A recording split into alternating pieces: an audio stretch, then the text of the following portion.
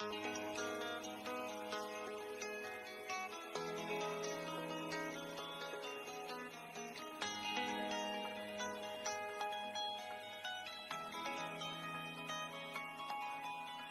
to go live, got all eyes on me.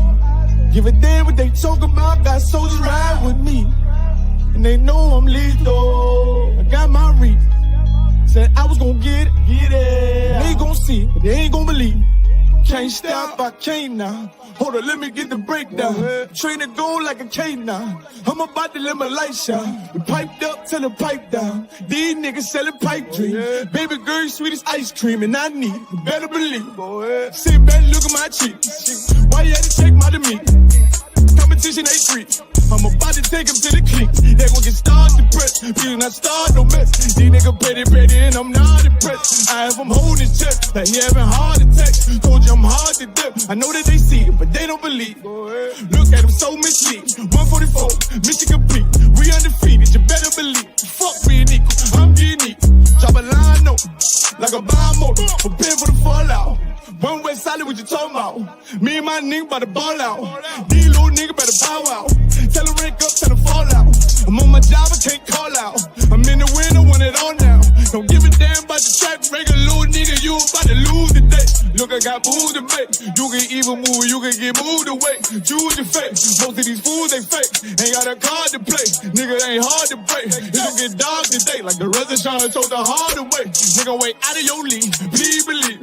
About to go live, got all eyes on me. Give a damn what they talk about, got soldiers ride with me. And they know I'm lethal, I got my reach. I'm gon' get it, yeah. Know they gon' see, but they ain't gon' believe. Sick with it, now you know that. Fuck the world, I can't go back. Ain't no coward, I don't know that. Bitch, I'd rather take a toe tag. Run it up, you know I'm good to go. Work my ball, you know I'm good as gold. They want smoke, got revenge naked in my bedroom doing the Tootsie Roll. Big dog niggas, I'm trying. It's my time, you way out of line, way out of bounds. Oh, you ain't noticed the line. That on my flow is a vibe. I know it's gon' be stressful. I know it's gon' be pressure. Gotta stay focused.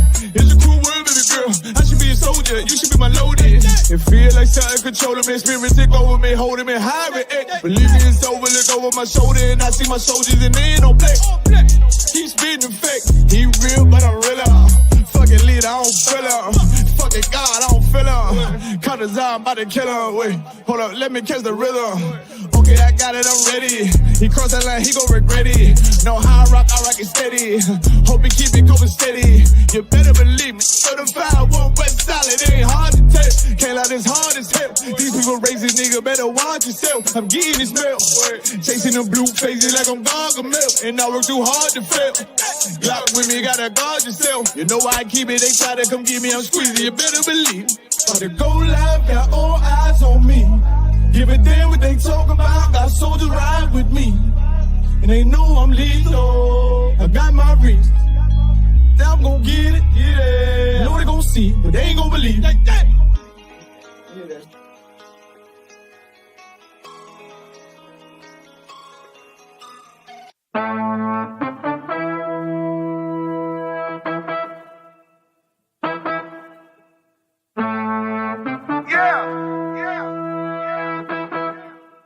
Y'all know what we do. Y'all know what we came to do. Huh? You young niggas ain't tough. You young niggas ain't tough. You young niggas ain't tough enough. I don't think y'all really wanna fuck with us. I told you we no bitches. I'ma need for you to listen while I paint this perfect picture. We not Christians, watch your mouth. Have them angels in your house. And them people bring you out. Bitch, you know we got that power. And you know we not no cowards. Oh, you on that bullshit? Well, I'm on it too. Oh, you think I'm bullshitting? Wait till I get with ya. If I gotta go to ground, I'ma shut the town down. I ain't about to stop until I hear stand down. All you gonna see is a lot of man down. You dealing with the men of war. We at war. I sided with the Lord, of course. On one accord.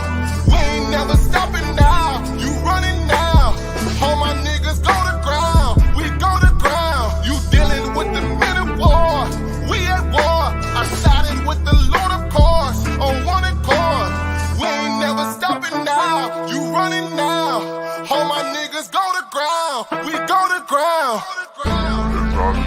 if I dare, let me make one thing clear. The Lord is the only man I fear. We are not the same. No, we not related. I'm not stuck on living. Death is a vacation. My camp undefeated. You cannot debate it. You just want the clout. We just want the greatest. I'm just trying to get it. If not, I'm trying to take it. Give me that. I say fuck the devil. You think I'm talking Satan? One West in my blood. I'm a UPK creation. We don't give a fuck. You can see it in our faces. Got it out the mud. Straight up out the base. The world done made me crazy. The world done turned crazy. You dealing with the men of war. We at war. I sided with the Lord of course. On one accord.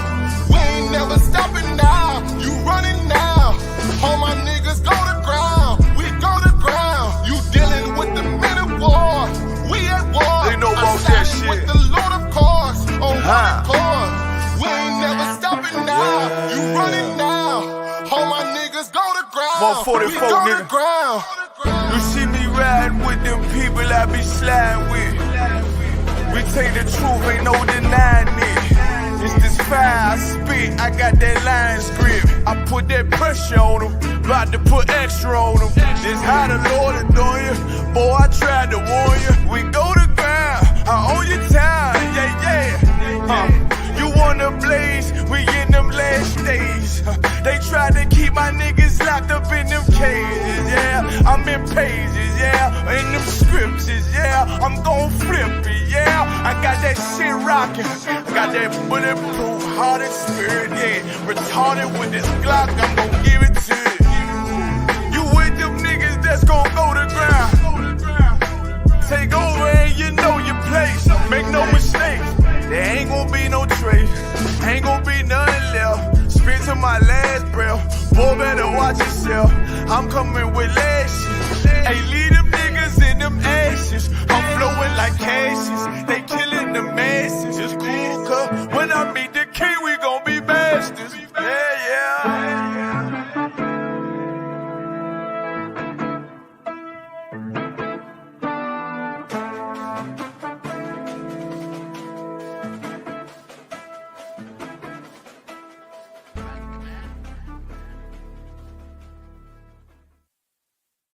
Don't claim to be a part of the quote-unquote Hebrew Israelite movement. The ISUPK, under commanding General Yohana, we stand alone.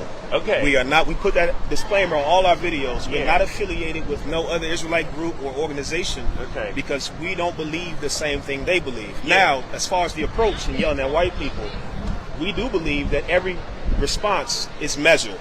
Okay. So now, when you see a video of somebody coming up and somebody's just how you came up respectful.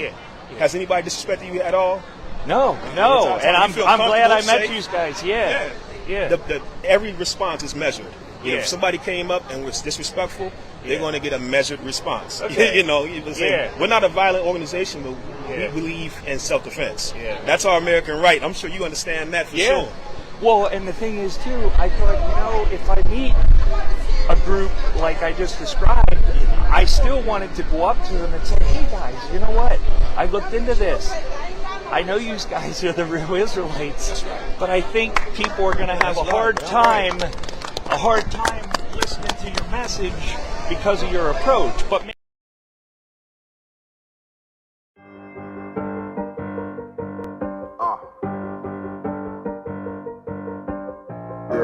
Get ready for an unforgettable experience at the Midwest Fire Weekend from August the 1st to the 4th.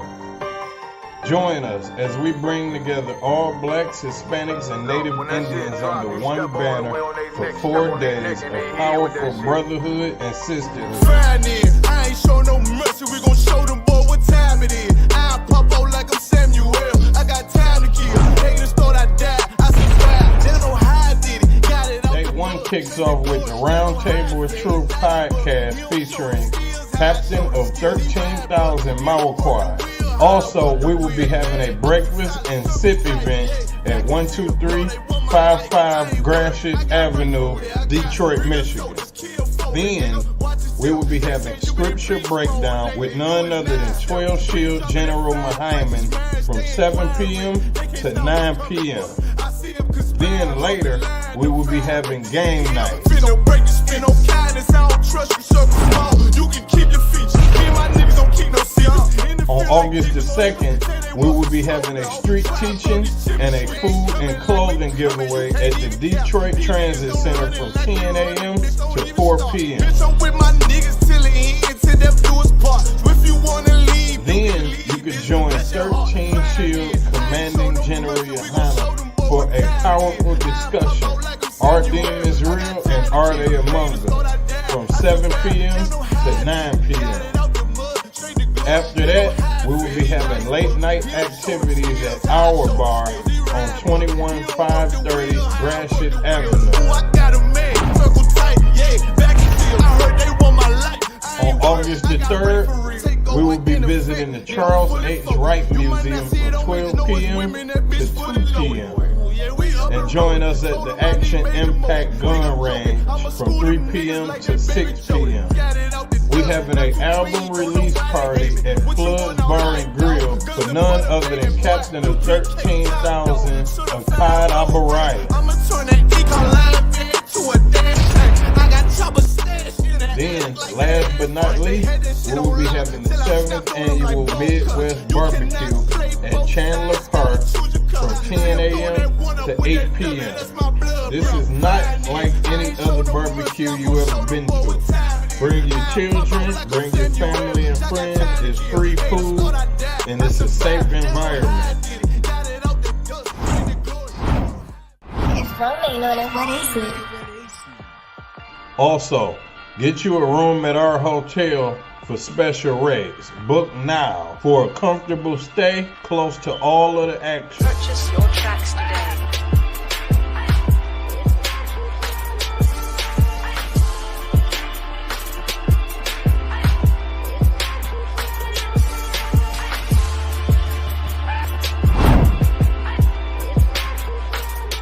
Support the Midwest Fire Weekend by donating to our GoFundMe. Visit the GoFundMe link in the description or scan the QR code to make a difference. Boston, it made niggas regroup. Had to shed light on the false image. UPK whole court. Now who the fuck won scrimmage to? We getting ready to have a Midwest Fire Weekend. Then the ISUPK Chicago coming at you once again to let you know about the Midwest Fire Weekend. Came to speak to you about some events we're having in Detroit, Michigan. Fire Weekend, Thursday, August 1st to Sunday, August 4th. Inviting all single blacks, Latinos, and Native American Indians to our Midwest Fire Weekend. And you know what it is. It's that time of the year again. It's the Midwest Fire Weekend, hosted by Captain 13th South Marquardt, August 1st through the 4th. Real ISUPK Kentucky here to invite every so-called black, Hispanic, and North American Indian to the Midwest Fire Weekend, Detroit, Michigan, August 1st through the 4th. Tune into the Midwest Fire Weekend from August 1st to the 4th. Don't miss out on this incredible event. Join us for the Midwest Fire Weekend from August the 1st to the 4th. Visit www.isupk.com or scan the QR code for more information.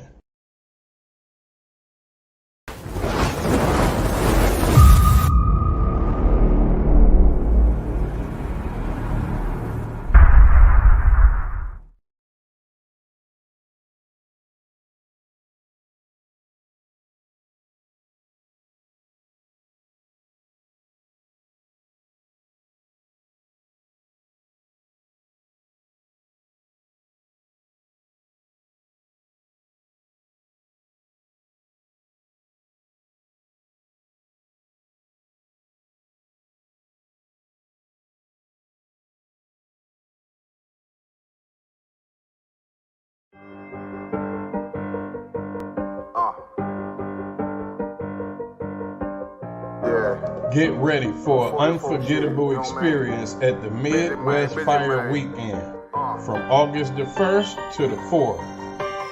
Join us as we bring together all blacks, Hispanics, and Native Indians under one banner for 4 days of powerful brotherhood and sisterhood. I ain't show no mercy, we gon' show them boy what time it is. I pop out like I'm Samuel, I got time to kill. Haters thought I died, I survived, they don't know how I did it. Got it Day 1 kicks off with the Round Table of Truth podcast captain of 13,000 Mauquai. Also, we will be having a breakfast and sip event at 12355 Gratiot Avenue, Detroit, Michigan. Then, we will be having scripture breakdown with none other than 12 Shield General Muhammad from 7 p.m. to 9 p.m. Then later, we will be having game night.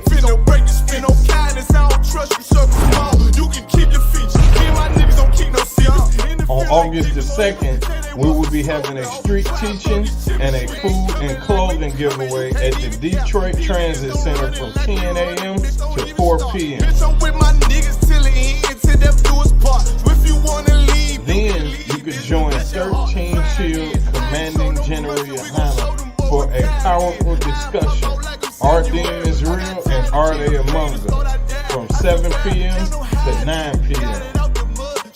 After that, we will be having late night activities at our bar on 21530 Gratiot Avenue. On August the 3rd, we will be visiting the Charles H. Wright Museum from 12 p.m. to 2 p.m. And join us at the Action Impact Gun Range from 3 p.m. to 6 p.m. We having an album release party at Flood's Bar and Grill for none other than Captain of 13,000 Akkad Abarai. Then, last but not least, we will be having the 7th annual Midwest Barbecue at Chandler Park from 10 a.m. to 8 p.m. This is not like any other barbecue you ever been to. Bring your children, bring your family and friends. It's free food and it's a safe environment. If Rum ain't on it, what is it? Also, get you a room at our hotel for special rates. Book now for a comfortable stay close to all of the action. Purchase your tracks today.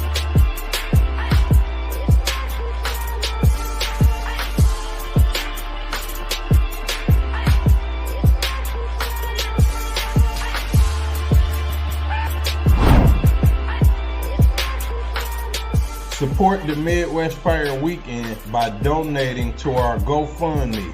Visit the GoFundMe link in the description or scan the QR code to make a difference. Boston, it made niggas regroup. Had to shed light on the false image. UPK whole court. Now who the fuck won scrimmage to? We getting ready to have a Midwest Fire Weekend.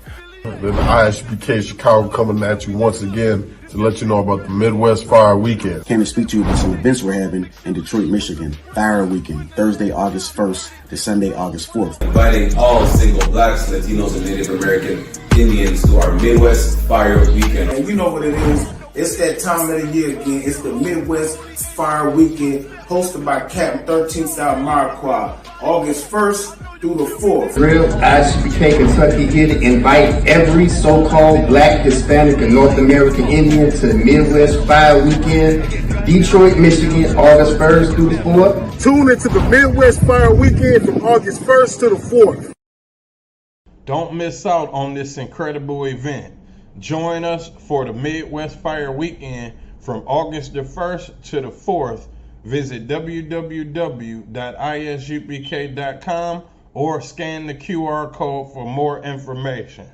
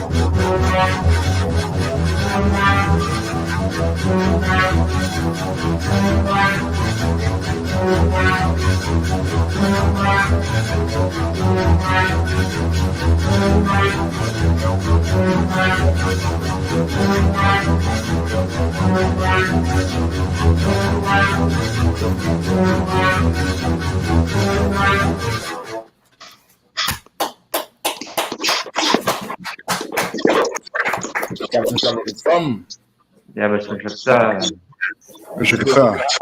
How about some You're looking slightly cooked, slightly rotisserie.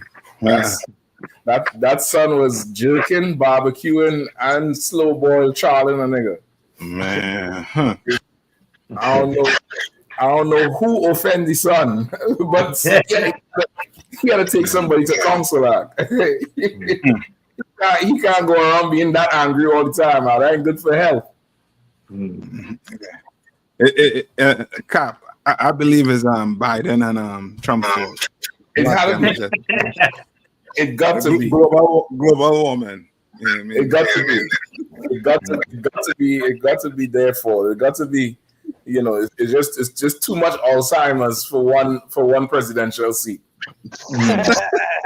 It's just too much Alzheimer's. You know what I mean? So we're back again Saturday night, pulling down for Command Journey. Hannah, hardest working man in Israel. He might pop on through tonight, so y'all stay tuned. You know what I mean? And we're gonna go into a few of them stories. Of course, you know, between the presidential debate and LeBron, I don't think nobody else had any more room to do nothing. Mm-hmm. Yeah, the only thing that could trump that is an alien, you know, on video. Alien, if they catch an alien on TikTok, they're gonna break the internet. They catch an alien in Walmart or something. He self-checkout with the spaceship outside. That's the only thing to break the internet now. Because between the two, yikes. Oh, shit. Yeah, I mean, what's going on, Kahan? How about you? Much about them? What's going on? Kahan, I know you have something to say about these them two idiots there. Oh man, I got to see some of the clips of the debate. I didn't watch it in totality, but the term "black jobs" is floating around. A lot of memers and streamers are using that term "black job." Where do I find black jobs, etc. So all these, you know, it's a lot to unpack from that debate, man. But man, I mean, the writing is on the wall, or I say the American flag. Yeah, it's definitely It's crazy. It's crazy. I think the from what I was watching at first and then listening to, it seemed like Trump holding back until that other debate. That's what it seemed like. It seemed like Trump holding back until that other debate. He ain't bring up nothing about that crime bill. He ain't talk. You know, he ain't really press the race card with Biden as hard as he could. I really think it seemed like two of them holding back anyway. But if they ain't get Biden a pint of blood by September, it's gonna be a pile of powder in his suit to come for that debate. You know what I mean? It's gonna be a pile of powder. Khan, if I could, I don't see how people. I don't see how people can have any type of confidence in him, and knowing all the with his age and his mental state, like. Come on, man. Y'all just, it really kind of lets you see that seat can be not as kind of used as a tool. You know what I mean? Like he's being there used as a tool. He don't have all his wits. So I don't see how you're going to trust in that. You don't have his wits. You don't have his its. I don't think there's anything he have. Yeah, I mean, but he do know how to kill though. Right. If it's one thing to do, is execute. Yeah, I mean, go ahead, Swap, please. Yeah, and even as this campaigning going on, you know, in America, in the Caribbean, a lot of again because we on the verge as well having elections next year now. So now down here now there's right off what taking place in America. So it kind of patterning what taking place, you know, over there. And this is what set the tone here now in Trinidad now for what taking place over there concerning the election here as well. Damn right. So Yeah. Yep. Go ahead, Cap. If I could, piggyback on what Officer Shawab just said. It's the same thing going on with in the war in the East and what's going on with Ukraine. Zelensky released a statement when it was there, I want to say 2 days ago, that he said he's getting ready. He's trying to finalize measures on ending the war with Russia. So you know what I'm saying. So all these things is like I said, everybody's watching to see what administration or regime is going to take the so-called White House. So it's more they're looking at those figureheads, those candidates, but they're also looking at the system, the political system that's behind them, the machine that's behind each candidate. You know what I'm saying? Because both of them are in age. Joe Biden definitely his barons are not all the way there, but he has a machine behind him. That he has an agenda. The Democratic Party has an agenda, and of course the Republican Party they bend the knee to Trump. You know what I'm saying? So that's his party now. You know what I'm saying? Wholesale. So like I yield. Yeah, definitely. It's the world election because even UK right now, UK election is July 4th, and with them it's the country is split. You know, again, it's a race issue. It's get rid of the immigrants, but of course they're talking about the Eastern Europeans, the Asians, what they call Asians, we'll call East Indians or Pakistani or Palestinians. But just from history, they'll campaign like that.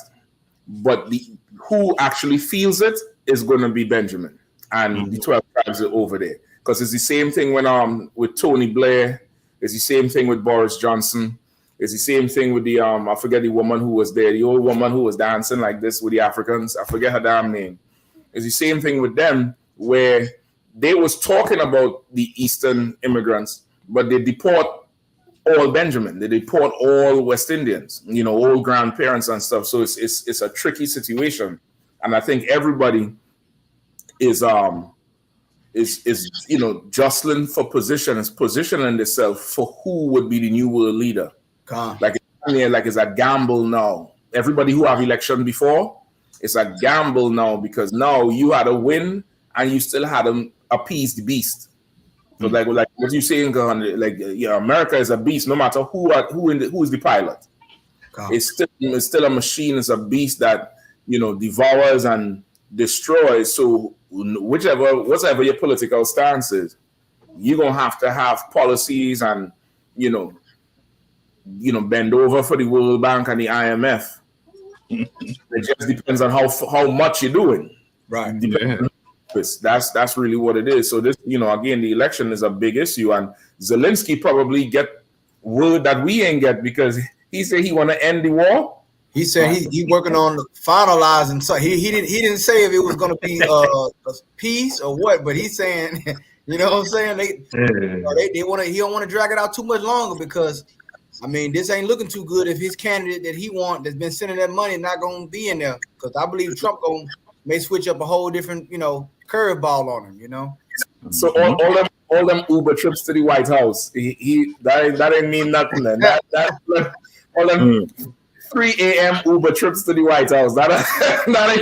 He ain't holding on. I think he heard Trump's speech. Trump said he said Putin know not to mess with me. Putin takes so much land from you all. He said, look how much land he took from your territories. He ain't take nothing from me. Right. Me and him, but he knows not to mess with me. Listen, that's in the office.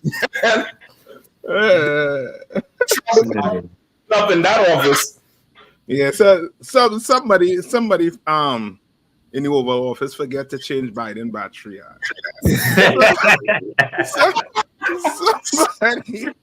Somebody forget to put that Duracell in the background.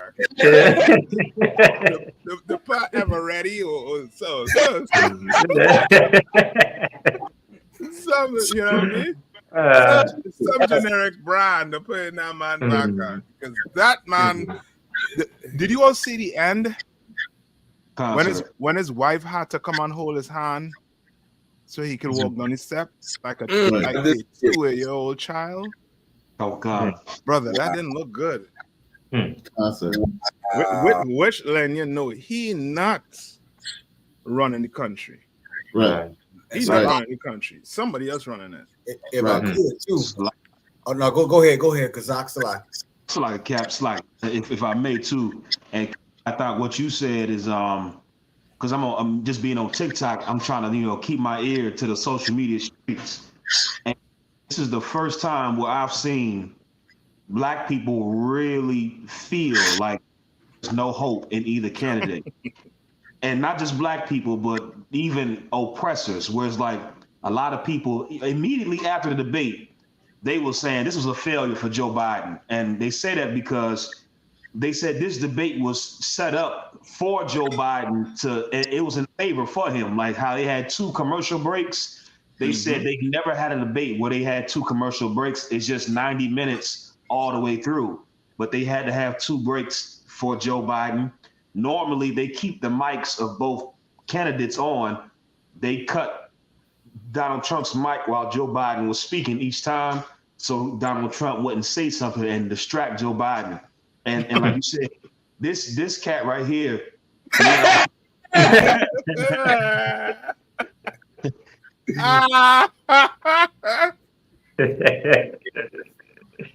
Me and Officer Warren was talking earlier. And if Donald Trump was really wise and crafty, he would have played into this. Like he would have said, shame on the Democrats for having a man up here in this condition. Like, Democrats have no compassion for the elderly. Like he could have really played into that and highlighted how grimy the Democrats are. Because like Captain Nythok said, clearly this dust ball is not running anything. Like I think he probably has help when he goes to the bathroom. Like it's that bad. And so like Captain Nythok was saying, there's somebody else behind them. And like some Captain Shaka, I mean, you said it before. Mangiahana said it. Biden is a company man.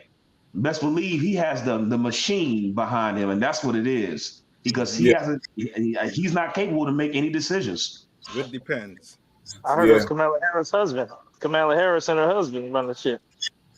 That's what Commander Nehana was saying. He's a good old company man, and the whole facade of him being geriatric and Sleepy Joe and all that is so that he could execute more efficiently. You know what I mean? But listen, y'all had to understand the oppressor. Trump can't go up there and have compassion for Biden. They can't say he can go up there and do that.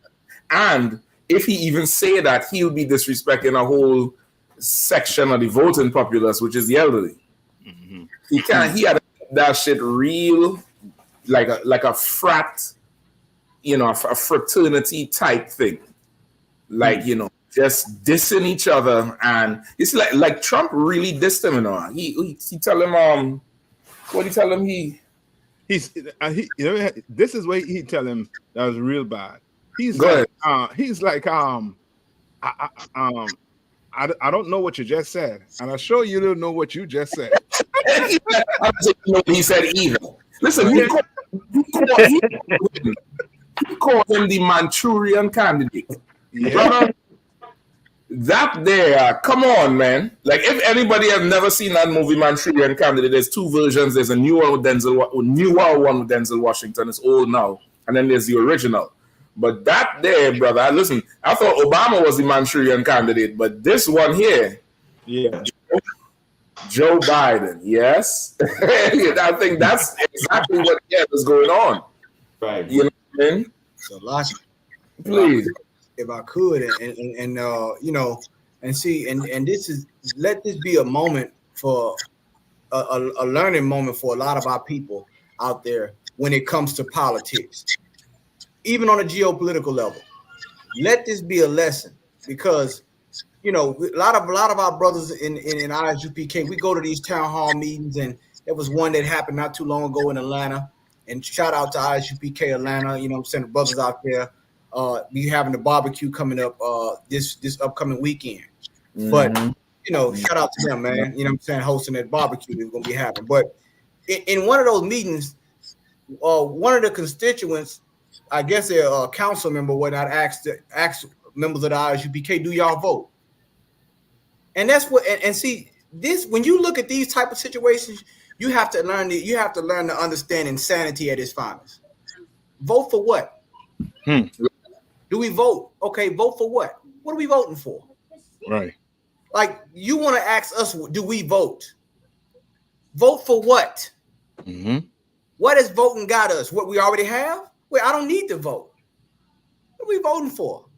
That is not how we are going to get out of this situation. You cannot vote your way out of hell. You understand? And then furthermore, and these same Black Uncle Tom Negro politicians, they said nothing about Black media being excluded out of this presidential debate. How many of you know that there was no Black media present? None. No Black media was allowed to be present during this debate. None. Damn. But you want to vote.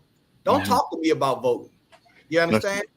You understand? You got a lot of these politicians that when a bill hits the floor, guess what they do? They abstain from voting. Just because we so-called march for the right to vote, that's the right to vote and the right not to vote. We're not a slave to a vote. That's right. You understand? Trying to make us a political pinball in these political debates when it was a goddamn shame. That's right. The American public, everybody saw it. The whole world saw the debate. That's right. It's a lot. You're right, Kahan.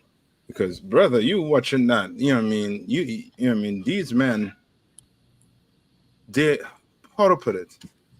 Black, like white men, really in trouble. They in trouble.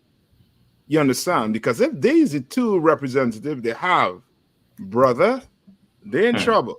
You understand? Because and these are people focusing on a lot on too, like fact checking. Who the rats tail care about fact checking? The both of them lying. Yeah, the both of them are lying. You want to fact check Donald Trump? Go fact check. What's his name? Sleepy Joe. Go fact check him too and see what you're gonna find. The both of them are lying. You understand? Now, this is a question you have to ask. Within that hour and a half or hour and 45 minutes to 2 hours debate, what have they done for Black people? What are they going to do for Black people? That's the question you're going to ask yourself. You understand? That's the question you're going to have to ask yourself. Because within all that long debate, they said, what have they said they're going to do for Black people? Exactly. But I hear the blaming the so-called immigrants, right? No sweat. Yep. You're blaming the immigrants. The immigrants coming across here and taking the Black jobs. No sweat. Is that why the oil and why the gas is so high at the gas station? Right. Is that why the food in the grocery store is so high because of the immigrants? Is that the reason why? Or it's because you all taking this earth into hell, right? With you all, you understand? Which then is show you. Go fact check them and see who really is the problem in the country, and you'll see is white men who love wars. Yep. And Cap, I don't know if you remember, a few weeks ago, maybe a couple months, we did the story from is it Yale or Harvard? They did a study, and it showed that immigrants are 60% less likely to commit crimes. Yes. Than natural-born citizens. Yes. They said, in fact, the immigrants are more likely to be model citizens than natural-born citizens. Yeah. So you know that whole thing there right now, they're just reciting old rhetoric language for what is an old game right now. I don't know how much further America gonna really run in terms of politics with the elections and stuff like that, because we in a time of war right now. So whoever coming in, he's gonna have to be a war man, and at the same time not willing to send every single young person to war. Like he is like almost like a Putin. You're gonna need the American version of Putin. Yeah. So you see Putin is like, I ain't trying to send these men to war, but if you want it, you could get it. Something like that. Mm-hmm. They're gonna need something like that and a strong showing, not old jibber jabbering type thing. But this thing here, I mean, the two of them old, but I cannot see. They're gonna have to do something to Trump to stop him. Because if September come around, he's coming, fully equipped. Fully equipped, and Joe is going to be stammering more and more and more. And I don't know, it's already going to be a hot summer. These oppressors is out here showing their behind way more than they was doing it back in 2016 or 2015.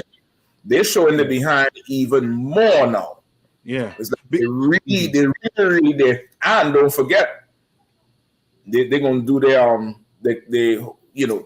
mass movement to the capital again. Yes, they're going to do it this time for sure. Yeah, you know what I mean? And I wouldn't be shocked too if it's on a large scale, meaning they go to every not just the Washington, but in every state they go to where the lawmakers are. They coordinated. You understand what I'm saying?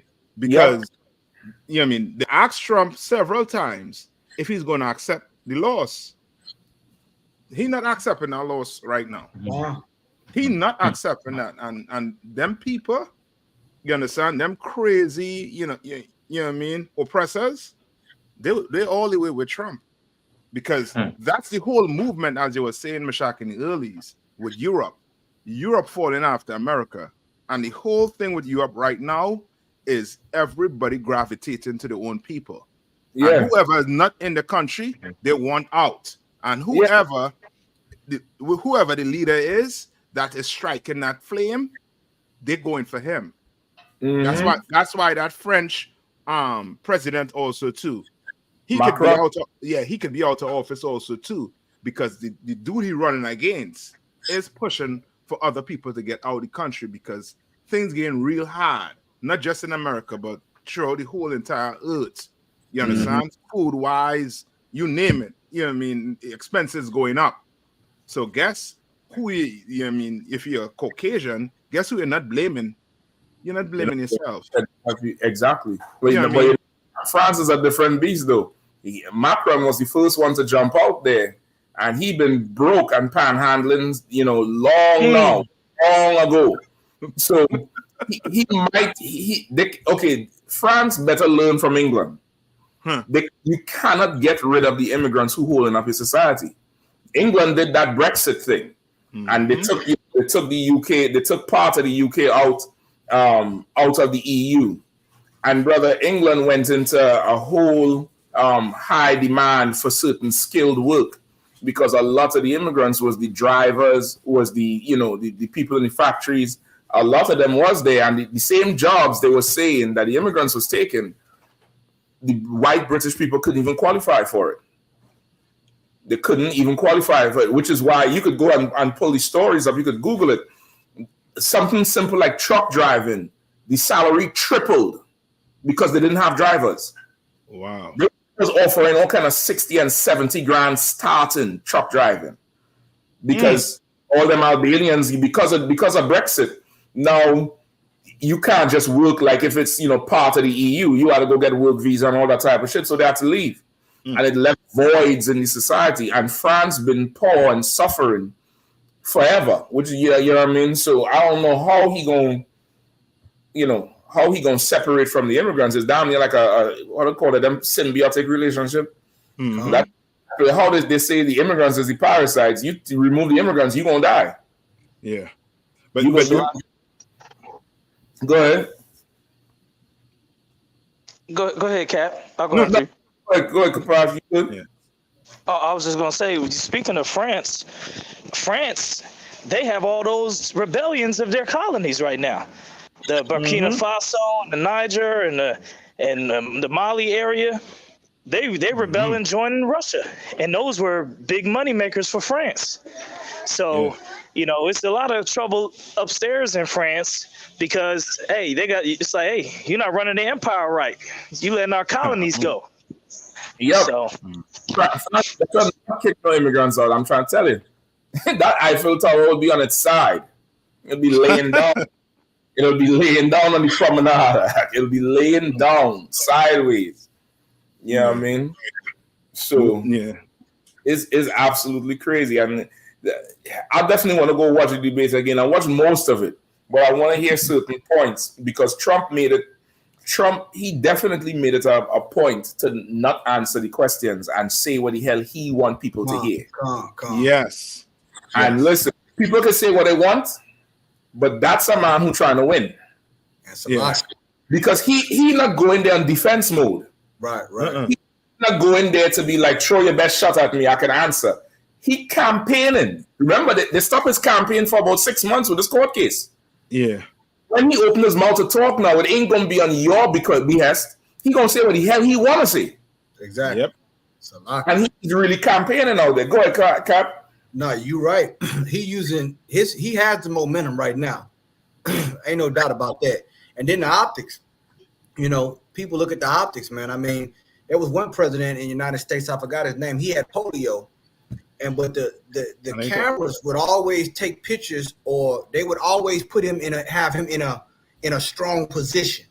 Whether an angle, or they made sure he was standing, or if he was sitting down, his wheelchair was covered or whatever. They always they focus on the optics because they know that in this country, any major country, you want to signify strength, right? When you especially in a time of war.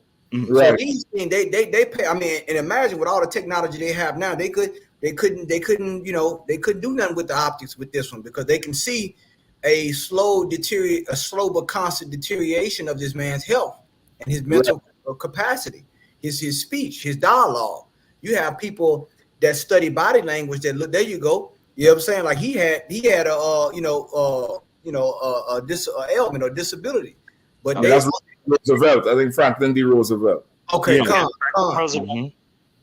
and they made sure to have him like the photographer. Like they only would publish certain photos. Right. You know what I'm saying? They wouldn't publish certain where he's like leaning over, or they would prop him up and all those different things because they wanted to symbolize project strength in the nation. You know what I'm saying? And that's that failed. They dropped that on the ball, and I'm even hearing listen to some of these political pundits. They saying behind closed doors the Democrats are panicking. They have an emergency meeting. They trying to say, okay, that didn't look too good. Okay, we got to scramble. We got to try to, we got to pull a rabbit out of the hat now. You know what I'm saying? So that's what they do. So listen, it was a trick bag. It was a catch-22 because if Biden did not show, because I believe he was not. They were saying he was not going to do the debate. Then he said, nah, he gonna go ahead and do it. If he didn't show, it would have been all flags raised. He's too weak. And then he do show, and it proved he weak. Like this was he in a rock and a hard place. He can't get away from it right now. He absolutely cannot get away from the whole thing, which is why he probably conserved so much there and ain't talk too loud. He ain't expend enough energy. But he might, keel over in September trying to win. Because I know in September, Trump is not going to come to that debate how he came there. Trump was very civil. Come for him. You know what I mean? By his standard, he ain't call nobody no names. He ain't mock nobody. And you know what I mean? Like Trump, how he usually operate, he was super respectful. Yeah, he was poised. Yeah, that's the word. Trump said, I know your golf swing. I've seen your golf swing. It's horrible. I was like, listen, man. It got to be true because Sleepy Joe starts stammering. He's like, I got a handicap 4. I used to be 6. I was a 6 before, and then now I've brought it down to. He started fumbling. It's rough. It's a rough situation. But this is the Democrats' fault. They ain't playing for strength. They're playing on reputation and what's the word I want? More, like the comfort, the ease of taking it for granted. That's the best way. They're taking it for granted. The black vote will always be the black vote. They're gonna always have the seniors. They could do the little gimmick nonsense, and that'll be that. What the strategy Trump came with they had to go charge him to stop. They couldn't combat him politically. Right. That strategy they came with, it was straight out race. And the Democrats don't want to touch race. Yeah. So They don't want to. Go ahead, so what you said, so Go ahead, because it's like my bad. Go ahead. No, I was saying, did y'all see Biden's face when Trump called him out and told him, I believe it was you who used to call black people super predators. Oh, shucks. Okay, he did it? Coward. Oh, I missed that. That's what I'm waiting to hear. Hold on, he ain't pulling out the super predators. I didn't know he pulled it out. I was waiting. They listening to the talking points. See, everybody, that's one thing about social media. You can get every talking point. You able to hear every talking point about every social group or racial group in America. And they using it. They gonna spin it. They know black people said that about Joe Biden. So they said we can use this. Let's add this to our arsenal. And he gonna use it. I didn't even know that. No, that's heavy. And not only that, Captain Kahan, what you said is so true.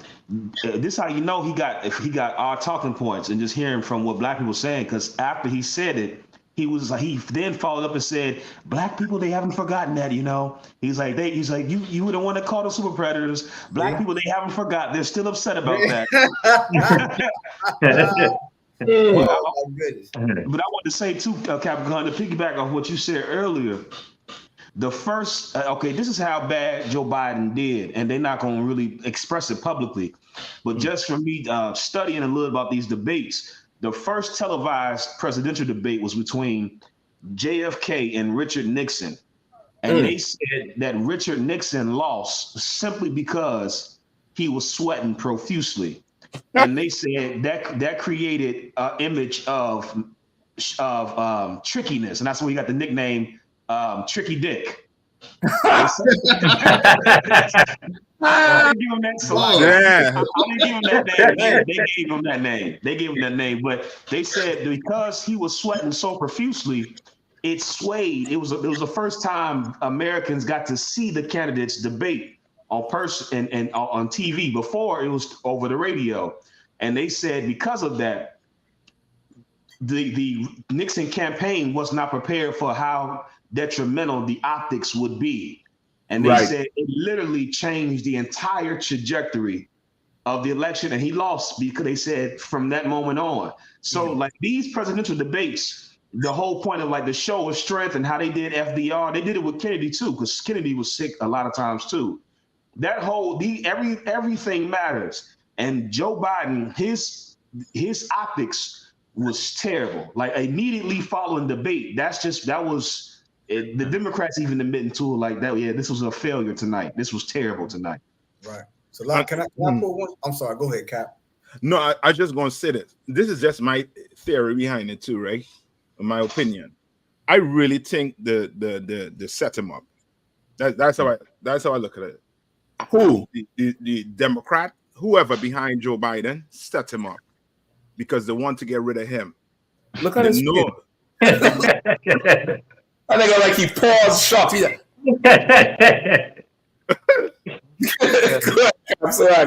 No, yeah, because they know more than likely they're not going to win.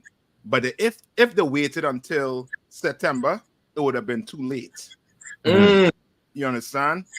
So why not put him out there? Because remember, Trump didn't call for this. Biden side called for it. That's why everything was, was going for him. You understand? So everything going for you is like, I tell you, let's go on a duel, and I tie your two hand behind your back, and I, 3 step backward. And I, until you pull, your hands tied. So basically, they made it so that Biden will go in there and look strong. They try. You understand? But I really believe they set him up because they don't want him on the ballot. They do not.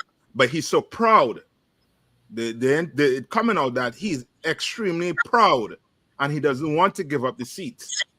No, Cap, I hear what you're saying, and you might be onto something because okay, it could very well be that the whole case with Trump with the felony, they was banking on him not being around to contest the seat. Yes.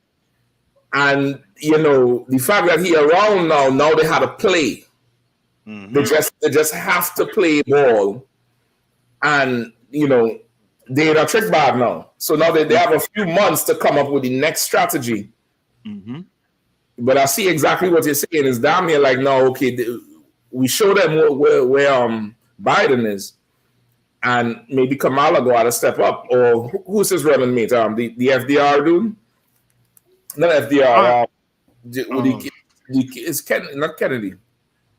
It's one of them. Newsom, or is one of them. They're trying to. They're gonna have to put in place for him. It's Trump who's trying to get Newsom, if I'm not mistaken. But they're gonna have to pull in. There's some politician who was backing Biden. I'm getting name for you just now. If they might have to use him and Kamala Harris. You know what I mean? Hold on.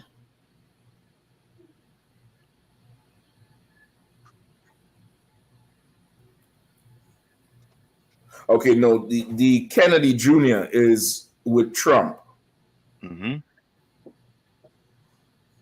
Who's the one that backing Biden? Hold on. So, like, when you get a chance, Cal, I wanted to pull a scripture. Go ahead. No, go ahead. Go ahead. Come on. Can I get Exodus chapter 17 and Exodus chapter 17 verse 11? Why the brother getting that? You'll notice Obama staying far from Biden. When he was holding his hand all along, he would appear to back him up and give him strength. Try to remember, he would always make an appearance, always back him up, be right there. Obama ain't nowhere to be found.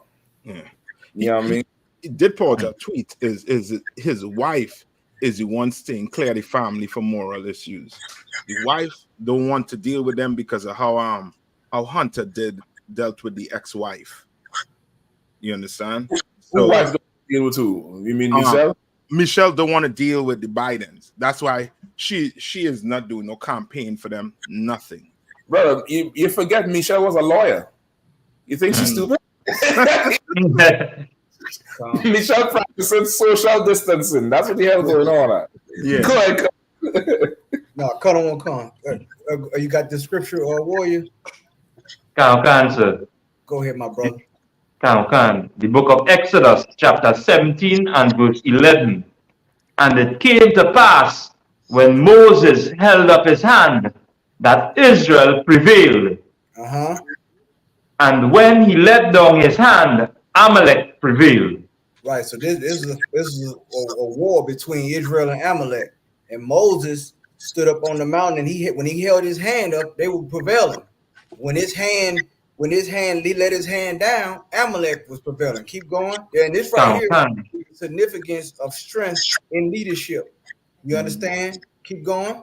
But Moses' hands were heavy. You see that Moses' hand, he was tired of holding up his hand. So look at what they did to help Moses hold his hand up. Keep going. And they took a stone and put it under him.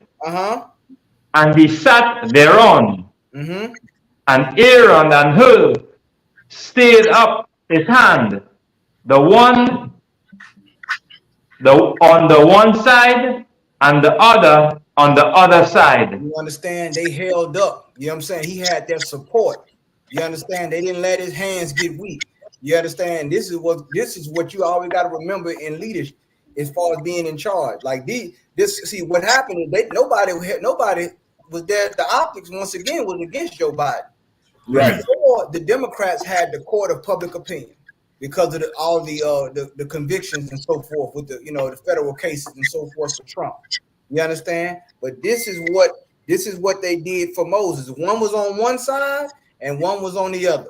You know what I'm saying? They made sure that he was strong. They made sure that he stood in his position. Keep going.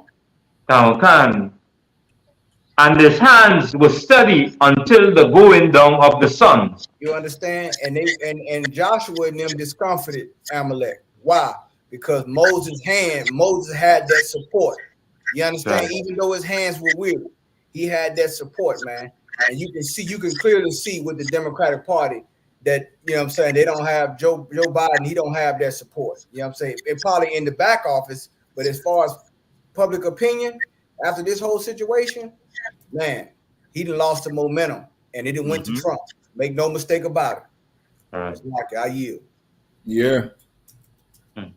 Listen, I'm looking for this video here just to back up what you're saying, brother, because hold on. I hope I could play this.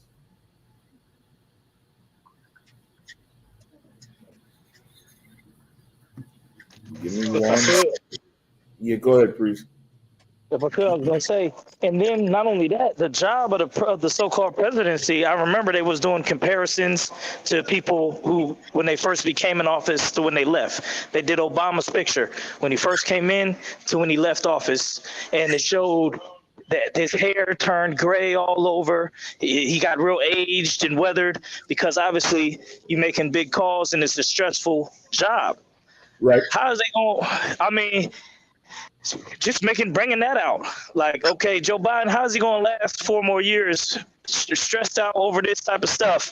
I mean, Putin might as well, you know what I'm saying? Putin might as well make all the moves he wants. Shit, he need to go run around the world now if they put Joe Biden back in. So it's bad luck for them. Putin needs to come run for this election. I bet he win. At this point, That's right. At this point, I bet he win. And I just noticed the video here based on what Kahan was just talking about. Like look at this. This is the support he need. He had to find his foot to come down the stairs at. Yeah, that's what I'm talking about right there, boy.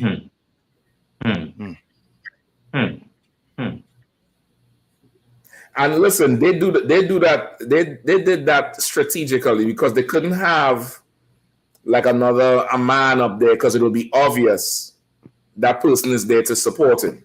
So they bring his wife on stage to hug him because that's his wife, that's his baby, and of course they're walking down the stairs together. You get the point? No. But she's really there to make sure that he don't break a hip. Yep.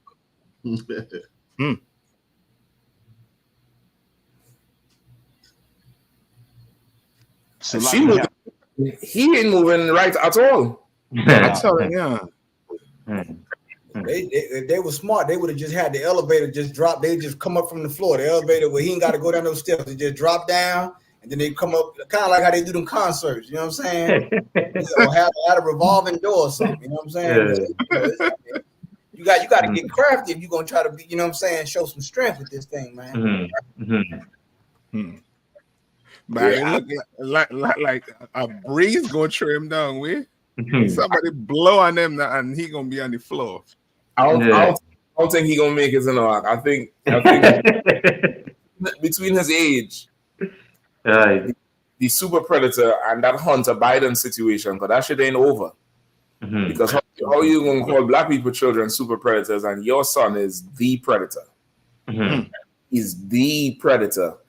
And listen, Trump ain't really talk about that just yet. He really going. That's why I say September is going to be something else. It's going to be something else. Yeah, he did, but he bring it up as I say. But he bring it up to say daddy's a criminal too. Yeah, that's what he's saying. But he ain't really go into the thing. Yeah, because I'm sure Trump knows shit we ain't know. Trump knows shit on that computer that the media ain't put out. Yeah, I mean, he know that inside circle talk. Yeah, I mean, right. He know that talk. He know who the lawyer. He know whatever. You know what I mean? And listen, this is the surprising part too. Biden brought up the prostitute. Trump just said, "I had sex with no prostitute," and that was that. It was over. It was over. Biden couldn't even nail it to the wall. Yep. It's rough. It's rough. Go ahead, because I'm like you. Kawakasa, and And for those of you that, because I understand my people, Commander General Yohana has trained me to be able to read and understand Israel as much as I can, and my limited knowledge. I know many black people and Hispanics watched that debate, and you had a soft spot for Joe Biden. Yeah. You understood that this is what was happening with him was wrong. Let me remind you.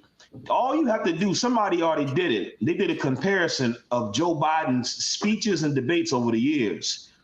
And Joe Biden was a very, what's the word, Esau? He was snive, a very snively devil in his younger years. Like he was very, you could tell he's still arrogant, but he was very arrogant, very snively, very condescending. And it's like, it's almost the Lord is like shaming him in front of us. Like we seen him go from the man that passed the crime bill and talked about the schools where our children went were racial jungles. And now he can't even remember left foot, right foot. It's like the Lord made it happen where we seen his decline. Let this be a lesson. Joe Biden probably would have never thought this would be him, like in this condition. And all the people around him. You should remember that for America. America is Joe Biden and its youth. Joe Biden was full of power. He was respected across the aisle. That's why Barack Obama got him as vice president, because they said he was the only person that was respected across the aisle because he was a career politician. Joe Biden had strength. He had power and influence behind the scenes, and he was very arrogant. And then long behold, we're watching in front of our eyes his weakness. We're seeing his shame be uncovered. This is America. This is a microcosm for America. America, you don't ever think that you're going to fall.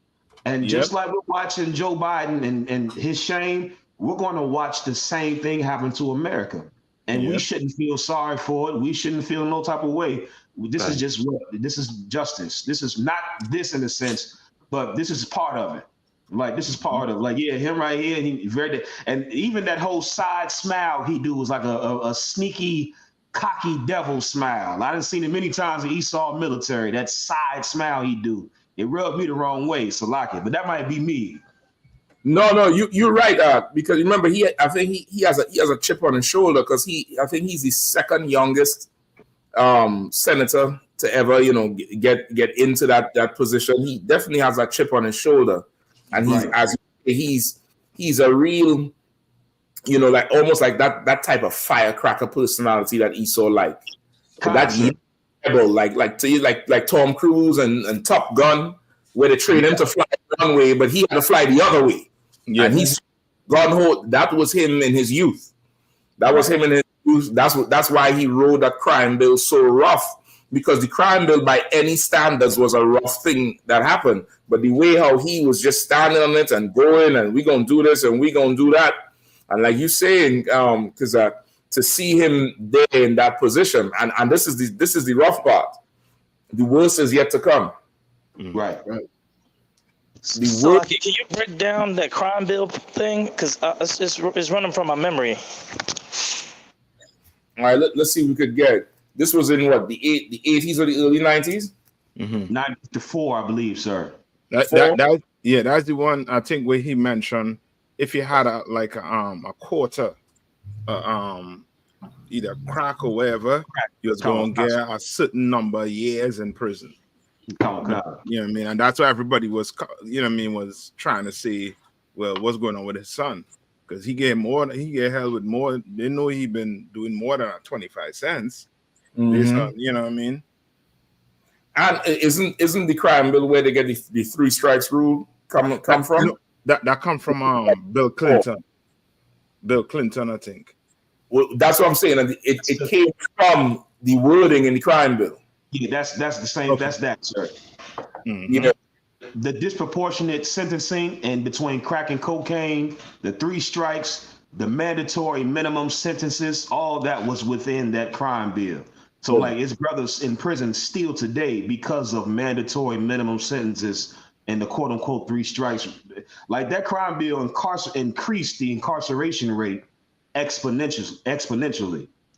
And I bet if you look at the history, that's probably the time where it started to have more interest in these privatized prisons. That shortly after, if you do the history, there was more movement to get these privately run or private something with these prisons. So this ought to be a whole It doesn't matter whether or not the person that is accosting your son or daughter or my son or daughter, my wife, your husband, my mother, your parents. It doesn't matter whether or not they were deprived as a youth. It doesn't matter or not. We must take back the streets. It doesn't matter whether or not the person that is accosting your son or daughter or my son or daughter, my wife, your husband, my mother, your parents. It doesn't matter whether or not they were deprived as a youth. It doesn't matter or not whether or not they had no background that enabled them to become socialized into the fabric of society. It doesn't matter whether or not they're the victims of society. The end result is they're about to not. Brother, the thing he just said there, as you saying, Kazak, is the Lord returning judgments on him. Because if it doesn't matter, then Hunter should be under the jail. Yeah. Right. It don't matter. It don't matter the background. It don't listen. I'm gonna get the tape made. We had to overlay this tape with Hunter Biden with all the charges right next to him. Oh yeah. We had to play the audio of this tape with different pictures of Hunter Biden, whether it's in with the suit on, whether with the crack pipe in his mouth, with the gun, and then like half the screen with the pictures rotating, and then the other half with all Hunter's charges. Because what he's saying here is damn near like he all this was for his son to go to jail. That's a lot. Go ahead, please. And he's basically saying, let the ends justify the means. You know what I'm saying? In most cases, if you're gonna put it like that, but once again, that's how you look at when you're dealing with insects and infestation. You just want to exterminate. You don't care about what's causing it. You don't care about, and then the Lord is poetic. He's poetic in his judgment. His judgment is poetic, man. And you're seeing this more and more. And the apple don't fall too far from the tree. Yeah. Right? Look at Joe. Yeah. You think he didn't have any political backdoor deals that were illegal? You think these politicians don't have any inside traders? A lot of them own stock in some of the major companies. Yep. Some of the laws they pass for companies that have big in stock market. They get shares in that. And all of a sudden, before a company crash, they selling their stock. They get out before they're the first ones to get out.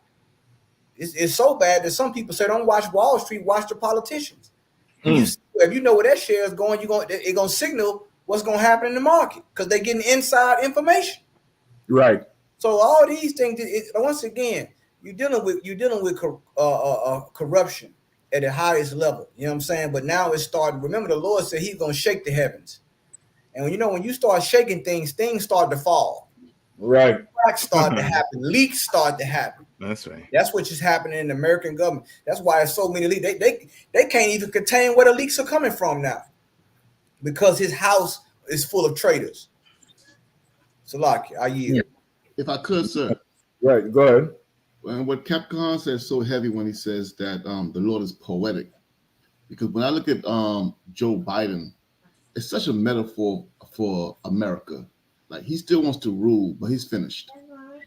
He still wants to rule, but you could look at him and tell it's over. And that's where America is at. It's not just Joe Biden. America is finished. And anybody still putting faith in America, in the end, you're gonna be so embarrassed when your house shot shows up, and you're gonna have to justify which one of these devils were you choosing over him. And it's gonna be very embarrassing for Israel. I mean, throughout to the ISUPK for keeping us out of that embarrassment, so that we can see clearly and know that this has nothing to do with us. This is America falling, and it's just showing. So I can't. And they're definitely listening to UPK because Trump said in the debate that he's gonna lead us into World War III. I have to take a deep breath. Cass. I'll tell you, he said Biden is going to lead us into World War III. I'm like, both y'all, nigga. Hey, look, talk about beating the algorithm. I mean, boy, the truth. Let me tell you something. This was so heavy about the truth, man. And this is why we must keep our foot on the gas. Like the young brothers say and the young sisters say, all gas, no brakes. You know what I'm saying? We running premium. You know what I'm saying? We running premium all day, all night. Keep your foot on the gas. Don't worry about it. Look, they trying to shadow ban all that. Trust me. The Bible say they're gonna go into the gates of the nobles. Right. That means that they're gonna bypass the algorithm. Got a little, they trying to block us here and there, but after a while, it's going to be on CNN in the debate. What you're saying, you know why? Because what we are saying is coming from the Lord, and it has the most substance out of everything that we're saying. That it goes across the aisle. It goes to the left wing, the right wing, because the truth is centered. That's what people don't understand. The truth is centered. That's why it's balanced, and both sides are pulling from the truth. They don't want to pull the whole truth. They'll just pull enough truth or bits and pieces to prove their point. You understand? Right. But they're both going to be confounded. So, like, I yield. Yeah. It's that time. You know, I will play a little bit more on the crime bill, and then we could get to Bronny. We could get to Bron down. Knock my mother on the head with a lead pipe, shoot my sister, beat up my wife, take on my sons. So I don't want to ask what made them do this. They must be taken off the street. That's number one. There's a consensus on that.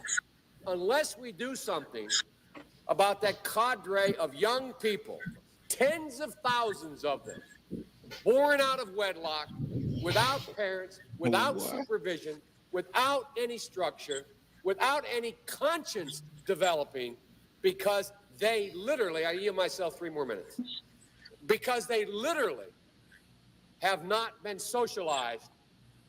They literally have not had an opportunity. We should focus on them now. If we don't, they will. Or a portion of them will. Man, he was in the house with his son, and his son still turned to crack. You are a failure. Right. You are a failure. You understand? You don't care where they come from, what happened. Your son had the best life, and he still turned to crack. That's right. You understand? You are a senator, and you grew up a crackhead. You are a failure. Right. You fail your country, and you fail your family most of all. Listen, I'm gonna go out on a limb, and just like how Bronny Jr. learned basketball from his basketball playing father, Hunter Biden learned about that crack pipe from his crime bill writing father. That's right. He learned about those substance abuse drugs from his crime bill fighting father. He learned about lying in a gun store on the background check, which is a federal charge, from his father. He learned about frolicking with gangs of prostitutes and orgies and stuff from his father. That's from his daddy. That's where he learned from. If it is that's the case, because he said they haven't been socialized. So what has Hunter been socialized in? Exactly. Joe? What has he been socialized in? Exactly. Yeah, they probably get their first blast together. Exactly. Tax free. Right. First tax-free blast together right in Delaware. Where the family house is. In the basement. Not in the basement, in the backyard. On that patio table. One of them expensive ones with the damn with the umbrella you get from Lowe's or some other. They don't shop at Lowe's. They shop at Pier 1 Imports. You know what I mean? And they line that thing up and get blasted. Mm-hmm. And get up and say, "Woo, son, one day you will be president like me. One day." Yep. You know what I mean? They mad at LeBron when George Bush's son got to be president. Yep. There's the nepotism there. And this is the messed up thing about it. He wasn't the one that George Bush Sr. wanted. Yep. George Sr. wanted Jebediah. That's his name. A good old Southern white Baptist KKK name, Jebediah. I bet his middle name got to be Mordecai, like Children the Cord. He wanted Jebediah to be president. And Jeb couldn't sway the public. Yep. He couldn't do it. And W had to come in there. So what are we talking about nepotism? What are we talking about? LeBron did any father who loved his son do. That's right. Pass on his passion to him and make a space with him where I work. Any father would do that. Every father in any job, once their son turns a certain age, is like, yo, you want to come work where I work? I could get started. And the pay is good. The pension is good. The medical is this. They got dental. When I started, we didn't get dental, but shit, you coming in now and you young people, that's what happens. Yeah. That's what happens. And too, I don't think George Bush was so much qualified either.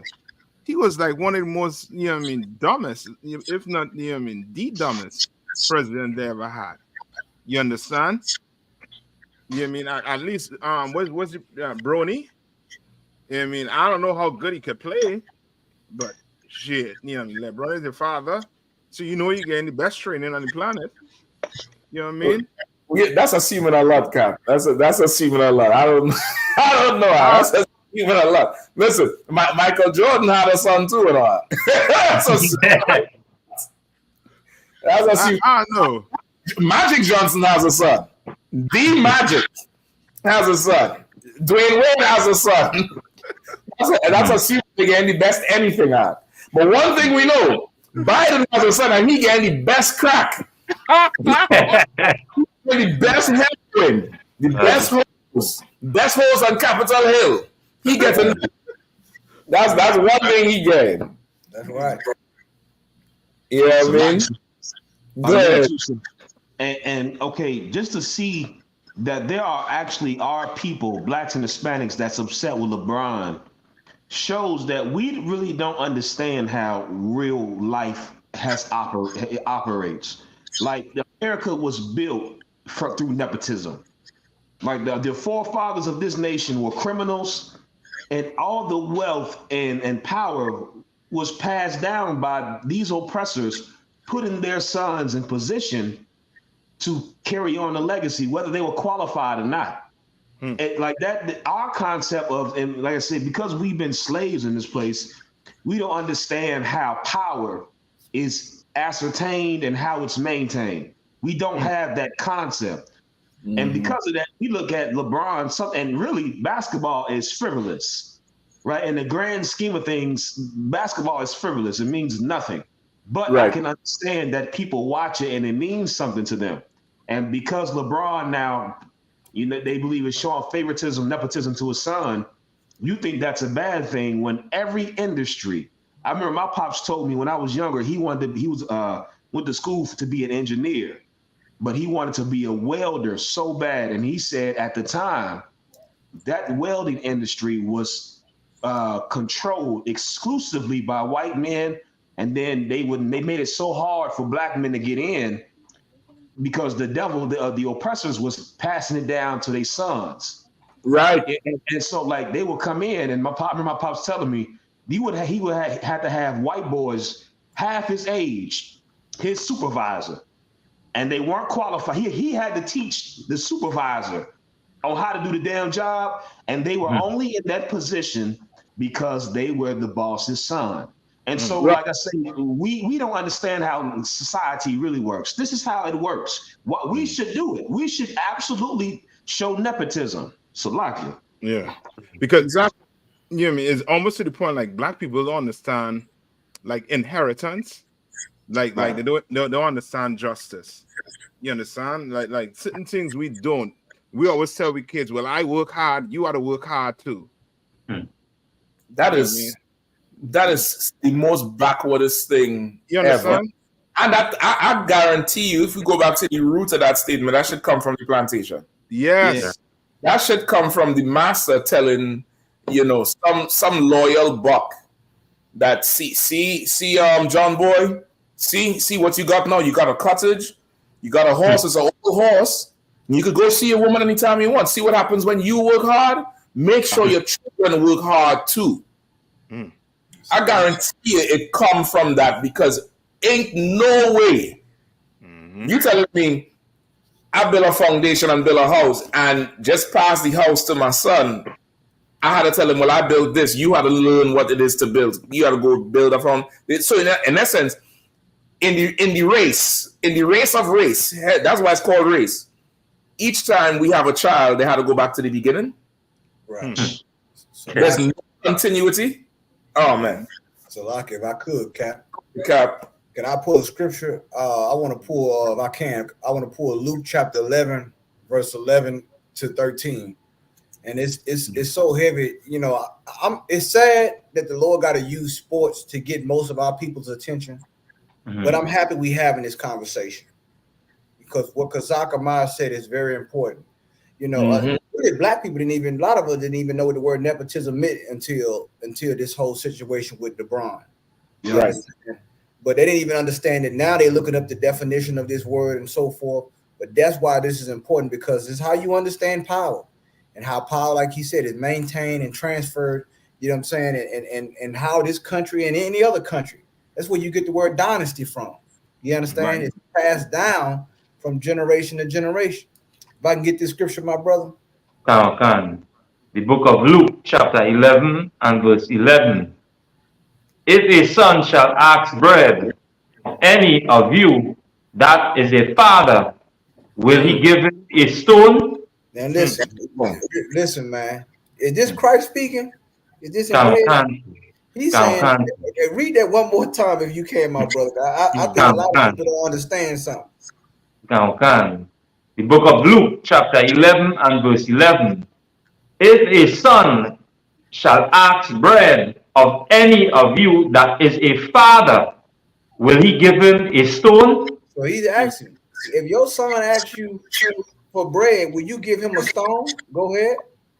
Or if he asks a fish, will he for a fish give him a serpent? Keep going. Or if he shall ask an egg, will he offer him a scorpion? Go ahead. If then, being evil, now this is important. This is important. He said, if then, being evil. So let's just say you an evil person. You an evil father. Go ahead. Know how to give good gifts unto your children. Say it again. How much? Salakia? Repeat that part where it says the gifts. Cancer. Know how to give good gifts unto your children. How much more shall your heavenly Father give the Holy Spirit to them that ask him? Look, man, this is a heavy point, man. When you want to talk about nepotism, man, like he's saying, even if you were the evil father, you're gonna give good gifts to your children because they're your children. And a lot of this is coming from, when you look at online, and I've been noticing this about a lot of our brothers and sisters. A lot of us are speaking from a place of pain. Yeah. And you know what I'm saying? We like it's like you're speaking from a place of hurt, because a lot of men, they didn't have fathers. That's it. That's you know it. What I'm saying? A lot of men, they don't, and a lot of, you got some brothers that may not be active in their children's life or whatever the case may be. But a lot of it is coming from a place of pain. You know what I'm saying? Like this brother here, he became successful. He has an opportunity to put his son in a position. Now, are other players better than him? Yes, in most cases. But he has an opportunity to put his son in the best position. And any of you would do that. Any of you would do that. If you, even a wicked would do that. We just went over George Bush. Right. You know what I'm saying? They going to every species try to put themselves in the best position when it comes to their offspring. You understand? So, like, once again, the reason we had this kind of mindset because of this integration nonsense. Once again, this whole equality, you know what I'm saying, and, you know, and quote unquote what they say equity and on so forth. You've been duped, man. Yep. You understand? If we would practice nepotism when it comes to our people, guess what? You will be stronger. That's right. But the problem is we not doing that. We ain't doing that. You understand? Of course, any father, why? Because now the son or daughter won't have to work as hard. Why? Because they have access to their parents' network, their connections. When you see a store that said Goldberg and Sons, that's nepotism. Come on, man. That's business, but it's their business. The mothers, and I'm gonna tell you, especially in the South, some of you Negroes in the South, you shouldn't be saying nothing about you. The word nepotism shouldn't even come out your mouth because you care more about a black man in the NBA with nepotism, and you don't care nothing about the nepotism that's going on right in your county in the South. Politics. The judge, he's the daddy. The mama, the son is the sheriff. The mama is the city clerk. Like, are you kidding me? Right. Like, you don't. So now you care about nepotism now, really? I think your energy is well misplaced, brother. That's right. I think your energy is well misplaced. You know what I'm saying? If you looking at this and your whole life got to be about how to make the NBA fair, what about the nepotism that's going on in the back office and in the management? You understand? Jeannie Buss, that she got the Lakers from her father.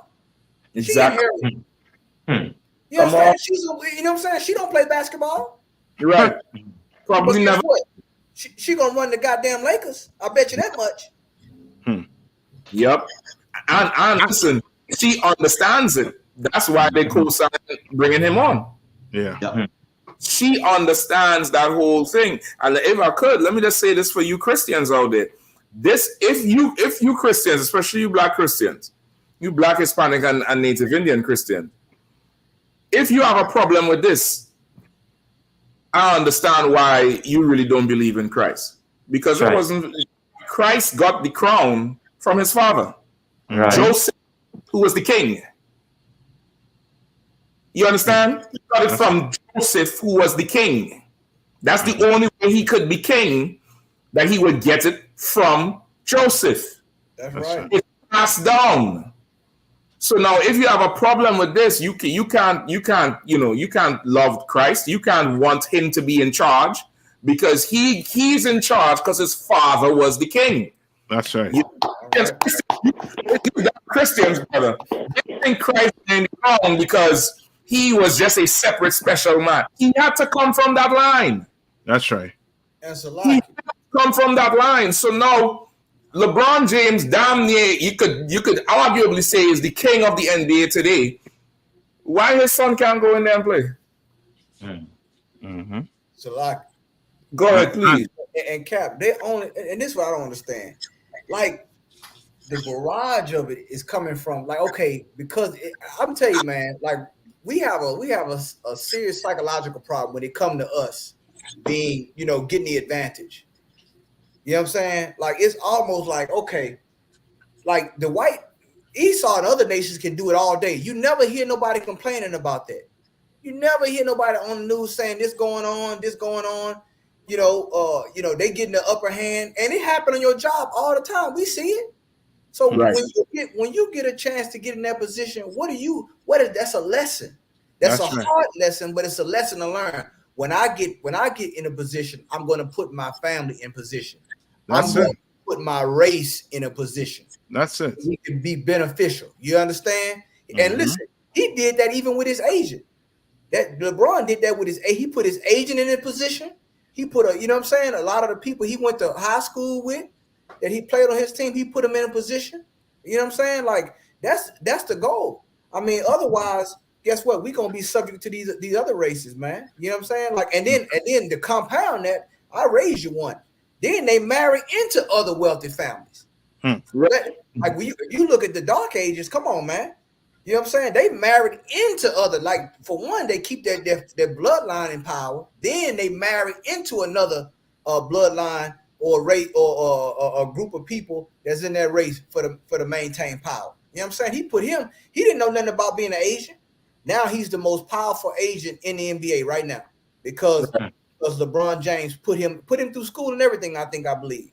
You understand? Like if you want to, how you gonna talk about generational wealth if you don't understand nepotism? Let's just start there.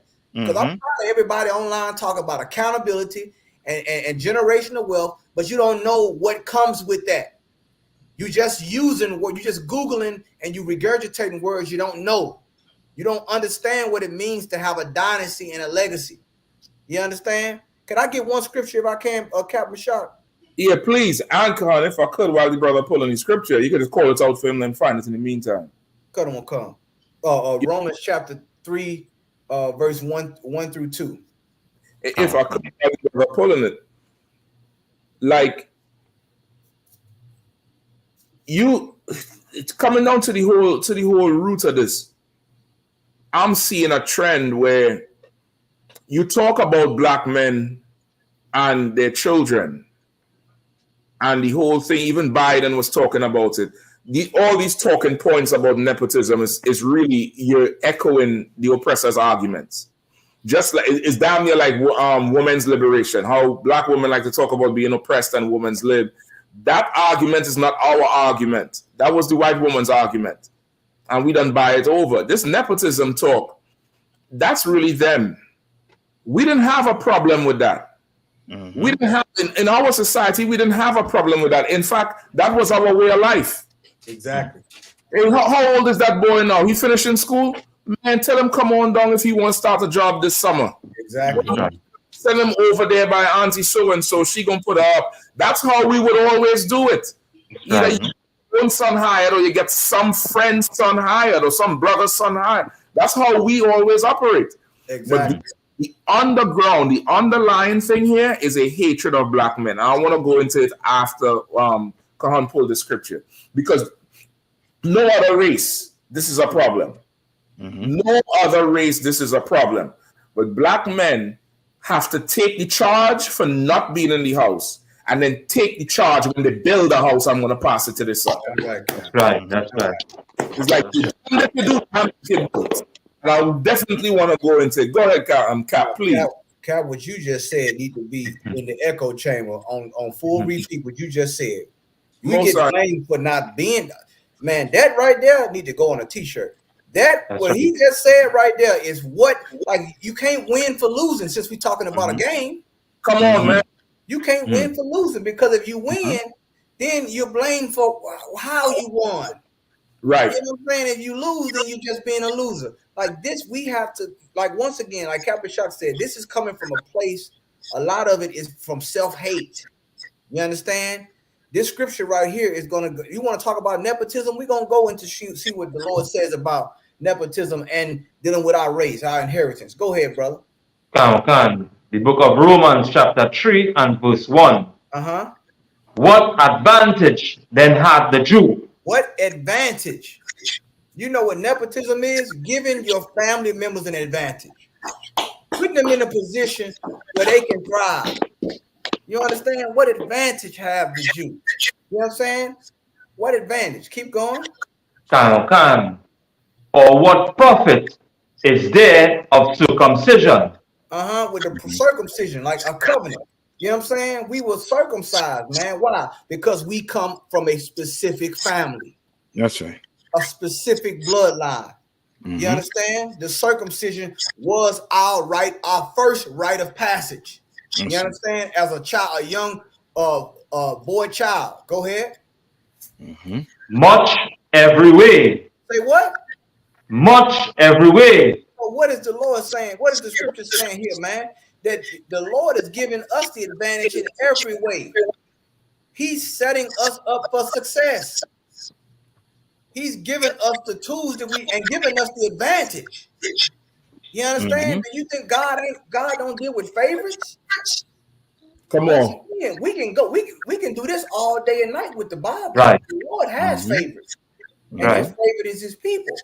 That's right. You understand? You can call it nepotism or you can call it supremacy. But this is how the Lord deals with his seed. Go ahead. Chiefly because that unto them were committed the oracles of God. You understand that? Chiefly, meaning mainly, because what the oracles were given to us. You understand? The Lord gave it to Abraham, Isaac, and Jacob, and that bloodline does not change. You understand? It does not change. You understand? So these things are important, man. You know what I'm saying? And like, you know, a lot of people don't really get it, man. But I mean, this is how you get established. This is how you do it. You want to put your family, and guess what? A lot of you got put in that position. A lot of you, you know, goddamn well you wouldn't pass no drug test. Guess what? Somebody got you in the door. Some of you brothers was locked up. You were felons. But guess what? You knew somebody that knew somebody that knew somebody. That's right. And they got you in. Now, is that nepotism? God, listen, I'll helping you out. And listen, you touch on something there heavy. Everybody liked the movie Power. Everybody liked the movie Power with Ghost and Tariq. You only have a problem with Tariq becoming a damn mastermind criminal, murdering drug dealer, like his father. Ain't that nepotism? Ain't he making his way through? Everybody watch it every goddamn week. Everybody love it. It's selling out. But somehow when a man do it in a way that's literally achievable with some hard work and dedication, just automatically triggered to hate it. Yeah. 55th. He ain't make no points. There's other people who work harder and blah, blah, blah, blah, blah. Yes, I understand that.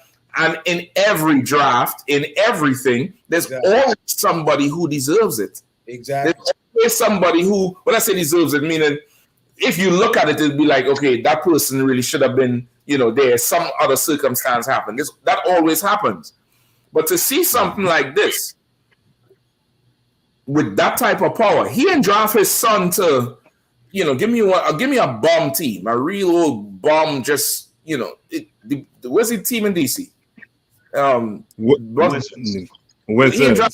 Wizards in Newark.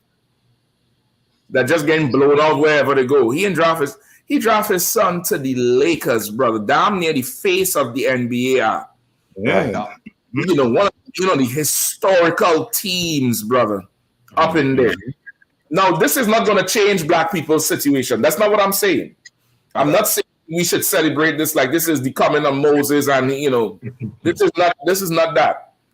But you should definitely not fight you should fight the urge to attack this brother. You should not attack the whole thing. That should be not celebrated. Because this month they draft the Negro League stats into the Major League stats. You better go read on that Negro Leagues. Exactly. You better go read about them Negro Leagues. You better go read about what black people carved out for ourselves when we had to be separate and children to work in. You better go about that. So for this man here to stand in this thing and listen, he held off retiring, held off, and say, and my goal is to play in the #1 basketball league with my son. And he did it. And his son is not a drug dealer. Right. His son is not he ain't raping nobody. He ain't Hunter. Like, what more do you want? What more do you want? You hated LeVar Ball. He talked too much. You didn't see that 3 niggas in the NBA. 3. Right, Cap.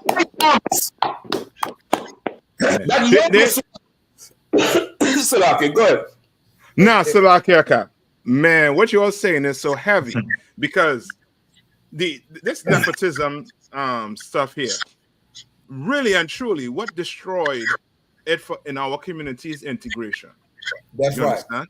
Integration destroyed it, and now to the point whereas this whole nepotism talk is because once black people wake up and realize who they are, they're gonna take nepotism to a different level.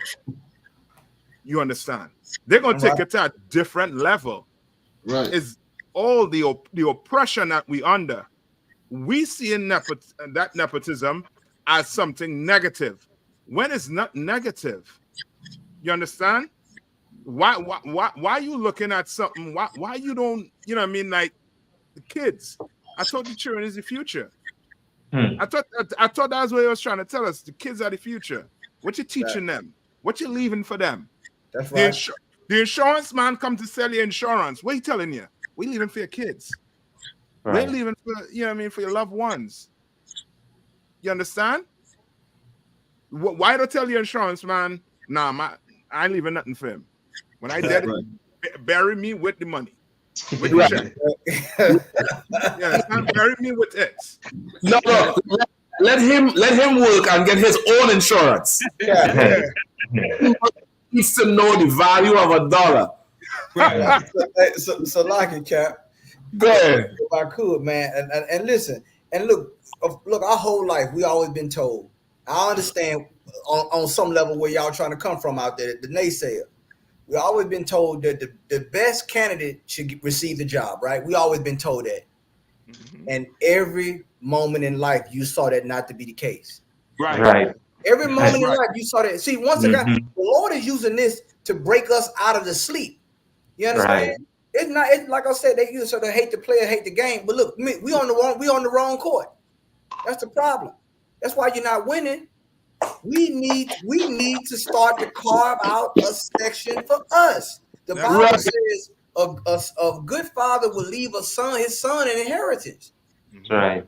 The Bible is full of inheritance. It didn't say, of course, they ain't gonna. This son may not know what the father know, or may not understand his skill set and so forth. But he's putting him in position. He's training him. He's getting him in the best position possible. And that is what, once again, integration made us think like this. Because before, if your father was a bricklayer, that's how trades got passed down. Like Officer Gazaka Ahmad said, trade. Your father, your great granddaddy was a mason, and you look at man, all his 3 generations were bricklayers. Right. They was carpenters and so forth. They learned that skill through their fathers. Why? And what did that make them do? That made them a master carpenter. That made them a master bricklayer, because you had 3 or 4 generations of that in his family, and that is how he began to know the ins and outs. He can lay bricks, in his sleep. Right. You know what I'm saying? So these are things that, that you have to understand as far as how power is established. And I'm glad we're talking about it now, because now the Lord is going to put us in the game now. Now we're going to start, the more we have these conversations, because remember, you didn't want to talk about nepotism in politics. You didn't want to talk, you didn't care about it. That's right. You didn't want to talk about nepotism in business. All you want to do was get a job. But now the Lord is showing you about ownership. That's right. He's showing you now. And now you see it in action. And he had to use the Lord he be using things like this. He used LeBron James just to get you upset, to say it ain't fair, it ain't fair. Man, we men. The Bible said the saints gonna take the kingdom. That's right. All that man talking about it ain't fair. You're gonna get dunked on. Stay out of the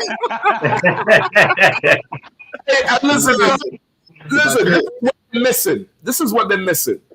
LeBron been given brothers careers. Maybe I'm saying it in a way that brothers might take it as a disrespect. But LeBron been opening the door for a lot of brothers on teams he was on because of his power. So he opened the door for his son. What do you think his son gonna do in 5 years? Right. You talking about other young boys not getting opportunities. That nigga gonna demand certain men get contracts. Right. You know what I mean? He gonna demand it. Let me just get these 2 comments in here too.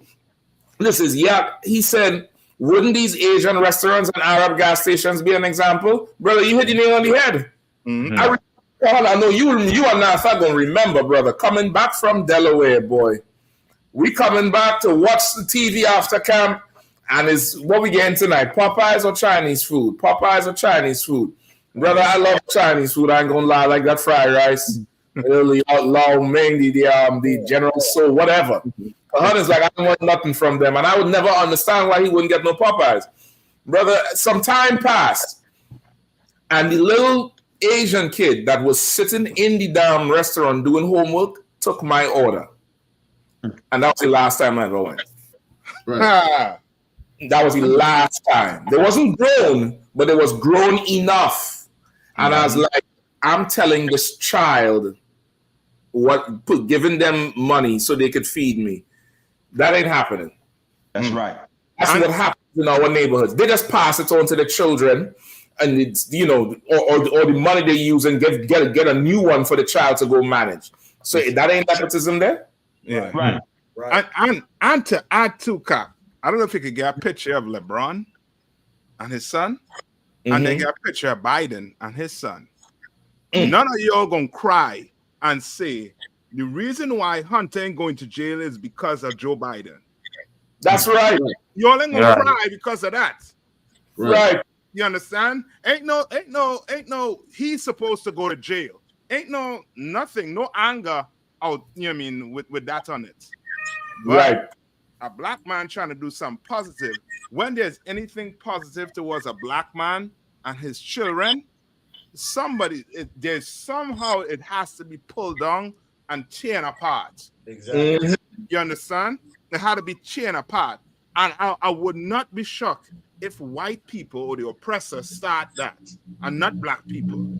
That's what I'm saying. They're really just echoing the oppressor's words. That whole nepotism thing. Listen, the whole thing called Nepo baby. That ain't something black people gonna say he a Nepo baby. What do you we see if you could get a link? We have, and that's the next comment I wanted to pull up. Black Rule 13 said, I was taught at a young age, it's not what you know, it's who you know. I'm gonna go one further. I was taught at a young age, it's not who you know, but who knows you. That's right. Yeah. That's right. Like that's life. Like we happy to have a link inside. We happy. Listen, it'd be so part of us where somebody's father or mother working somewhere, they get the link. Hey, you think they could get me in for a summer job? That's right. Pull me in. Yeah. But people say bring your resume. It's all good. They're gonna push it through. What the hell? That's never been a problem for us. Exactly. So you got Negroes. I'm telling you right now that can't even do a layup. If their father was to get them in the NBA right now, they'd say, "Yeah, I'm good." They wouldn't turn it down and say, "You know, I'm not the best player." If them Negroes could get in the NBA right now, you know what I'm saying? Bad back and everything, bad knees. You know what I'm saying? Can't lay up, do nothing. If they can get in the NBA right now, they would do it, and they wouldn't feel no way about it. You understand? Right. Because guess what? They are getting put in a position, and it's the same thing going on. It go even in the streets when somebody front you a brick. I'm gonna just go all the way there, man. I gotta make it real for some of these Negroes, because there's Negroes in the street with LeBron James. They want to get mad with LeBron James and all this. But you hustling. You didn't get that brick because you worked hard for it. Somebody fronted you because you didn't have money. Somebody stood for you to get fronted. Exactly. Somebody stood for you to get put on. You understand? A lot of you got put on because your older brother. You understand? You wasn't no real hustler, but your brother was. Right. And they put you in the game nonetheless. So don't front. Don't front out here like that. You know what I'm saying? What's going on with it? Yeah, of course you got all. It's cats in the streets that can beat some of the NBA players. We ain't seen them. You know what I'm saying? But they never got a shot. Okay, right. But we understand that. But guess what? This is how life works. This is why with men rise to the occasion. That's right. You got a saying in the school: no excuses. That's it. We given a task. We can't go to the general with excuses. You understand? We have a problem. We have to attach solutions to those problems when we give our report. You understand? Yeah. And that's how men. That's how you rule. That's how you become in charge. That's right. And to Hudson, I'm gonna come to your word in me 1 second. They had Hamite who played for the Bucks.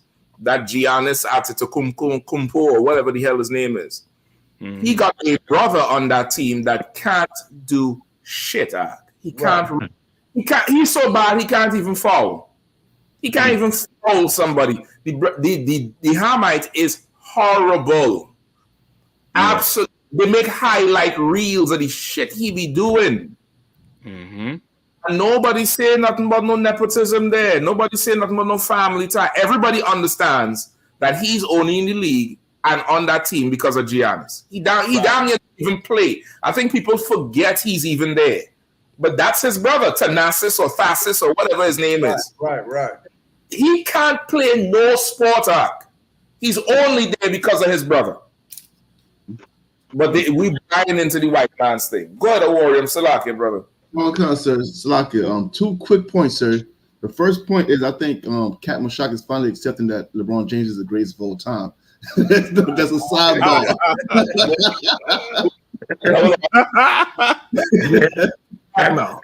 Hold on. I didn't say that. That's who we talking about. The second point is, sir, they act like the NBA is doing LeBron James a favor, right? First of all, do you know that Saudi Arabia offered LeBron James and his son $1 billion to come over there? Yeah.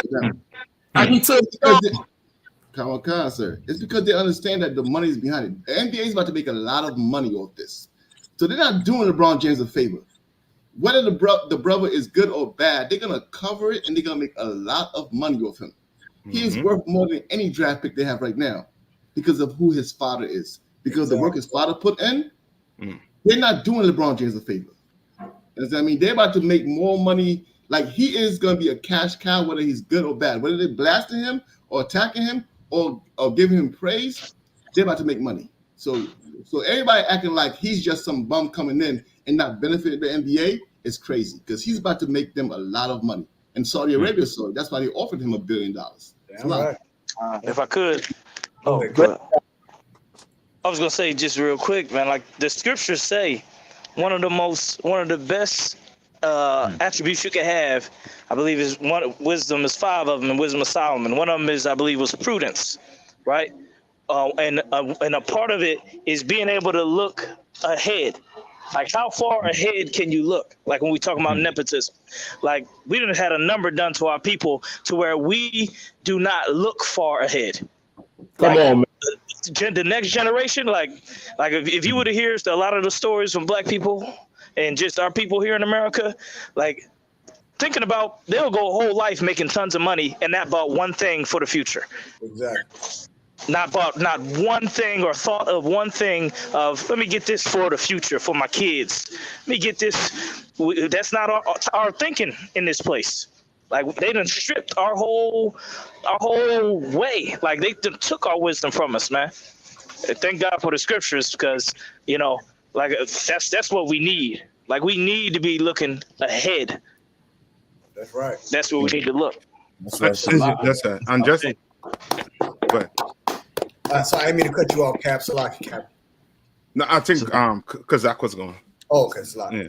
Salaki. If I may, real fast, so I just want to say, with that being said, y'all convicted me because I just want to give a shout out. My pops, if you happen to watch this, shout out to my father, my physical father, because he understood this concept very well, and it's because of him that I would have been able to be in positions on different slaves that I know I shouldn't have been in.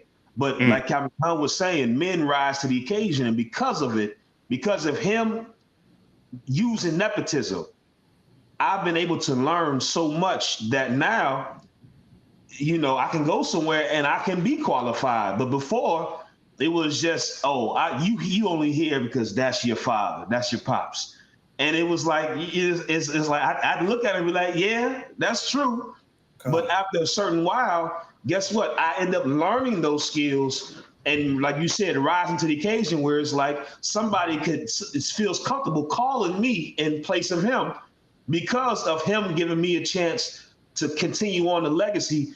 And I just want to say, like, man, if once again, the only way you can be mad at this is if you just never had it before. Yeah, exactly. Because this is just how life works. And I want to give a shout out to my pops because even what Captain Nayathak said and Captain Kapacha said, like the ability to prudence, to look to the future.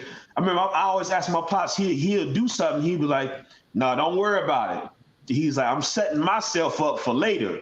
And we laugh because it's like, it's like, okay, what you mean? But in his mind, he legit is thinking about later. He's like, just know if I have to make a call, nigga, just know that call better be, it shouldn't be nothing because I set myself up for later. And so, I say, I thank the Lord for having a father that helped me understand the things about life, because a lot of us don't get to have that experience to just understand. Like, it don't matter. The way you think life operates is not how it operates. Exactly. You understand? Like Captain Mashak said, this is our culture. This is really how we've always, you have what you have because of you knowing somebody, and that's not wrong. It's not wrong. It's just, this is the way life works, and we should have more if we had brotherhood. And you understand that I thank the Lord for Commander Junior Hunter, because he has shown me the other level. You understand? The next level. Where it's like, okay, I don't have to be blood related to any of these brothers. And if I get something where I get a leg in, best believe it's 4 or 5 UPK niggas coming behind me if I happen to get a leg in somewhere. You know what I'm saying? So y'all better not ever let the UPK get in nowhere, because we coming in deep. It's a lot. Damn right. Yes, sir. And I'll come to your Cap. Don't be mad at LeBron for pushing the envelope for his son. Be mad at the white man who made sure your father wasn't in your life. That's right. Be mad at your father who would have opened doors for you. That's right. The problem, you looking at it like, well, he has a father, so to level the playing field, LeBron has to act like he's not his son's father. That's right. How about you say the white man is the devil? That's right. That's right, Cap. Because I'm gonna get it one further. That's what the hell he did. That's right. Right. Now, I ain't excusing the disrespect for his own father from his own mouth and men like Mayweather. But he knew he didn't have a father in his life, and he had to work hard. So hard that his name is mentioned right now in the greatest of all time. Yeah. He's doing for his sons what was not done for him. Right. Don't be mad at LeBron for this, man. Don't be mad at Bronny either. I don't care if he ain't score 1 basket. Be mad at the devil that took your daddy, man, that weakened your father, that made your father into something that, and then told you don't respect your father. Right. That's right. Don't be mad at what this brother did, man. Don't be mad at that thing at all. It's absolutely crazy. Go ahead, Cap. Salaki. No, what you're all saying is so heavy. You know what I mean? And this is proof that every black man is needed in every black. Come on, man. You know what I mean? Right, to hell with the money. You all think we talk more LeBron because he has money? No, we talking about it because what he did for his son, and he's in his son's life, just like every black man would like to be in their son's life. You understand? You black sisters listening to this show, you better, you know what I mean? You better, you know what I mean? You know what I mean? Get rid of all that pride. You understand? Let that father deal with that son. That's right. You understand? You say it again. Thank you. Yeah, let that father deal with that daughter.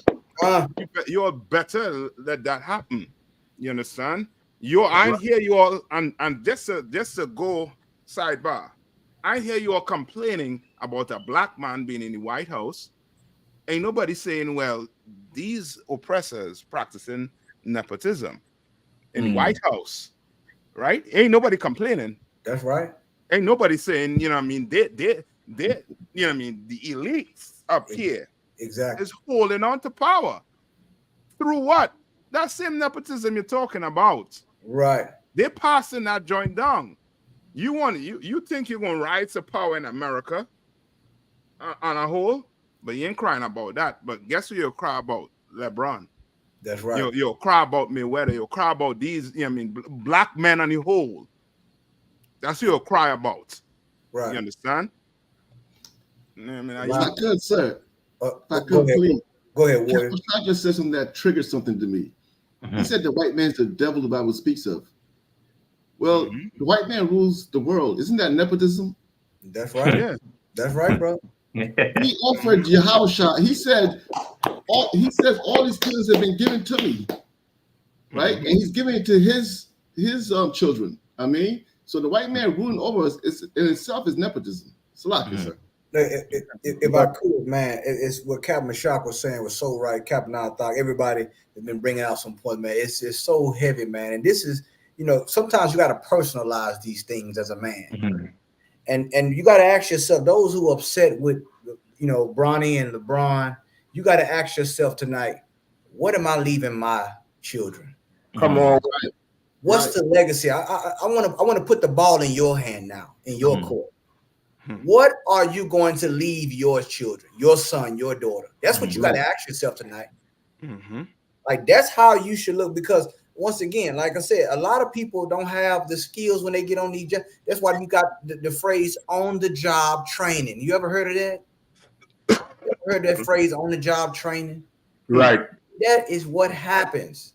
You understand? When it comes to these types of situations, you got to ask yourself. Once again, I'm looking at the comment. I'm seeing a lot of things on social media, and a lot of these things are coming from a place of pain for a lot of men. And it's unfair if you a 30, 40-year-old man that you would put this pressure on this young brother, man. I mean, it ain't his fault that his father LeBron James. That's right. You want to blame the young brother for his father being LeBron James. You understand? Listen, Kahad, if you could. Nobody was mad with P. Diddy making his son into King Combs. Right. P. Diddy, his son name is King Combs. He damn near passed the whole R&B entertainer thing to his son. Nobody was mad at that. They have the other son who played the football. Diddy got him on the damn team. You wasn't mad about that shit. The boy can't play no football. Deion Sanders. Deion Sanders, you all wasn't mad about none of that. No, they was mad about that, in fact, Salakia. They was mad about that thing with Deion Sanders, how he took his sons over. I'm seeing here this whole issue. If I could, right, if I could just segue here, cause Salakia, was you finished, brother? Yeah, come, I was finished, sir. If I could, this thing boils down to hatred of black men. That's all it was. That's it. Hatred of black men and nothing else. Because you have LeVar Ball, right? You have LeBron James. Let's get some pictures up. You got LeBron James. You got LeVar Ball with his 3 sons. They was mad at. Now I want to. Now they're saying that this thing here is nepotism, right? Now you'll bear with me for a second. Now I totally striking on this brother here, all his movies. I ain't going to watch nothing. I'm gonna wait till Bad Boys 4 gets streaming for free. For that it's Chris Rock. I ain't forgiving him for that shit. I ain't watching shit he do. But this movie, white people said this movie was trash. They all this movie, and this movie was about a father teaching a son how to survive in life by putting him on the path to the father's career. That's right. And the movie, Will Smith played the father. It's called After Earth. And he would not let his son ride on his name. He did not want nepotism. And you all hated the movie. LeBron, you all hate LeBron. What the fuck you want?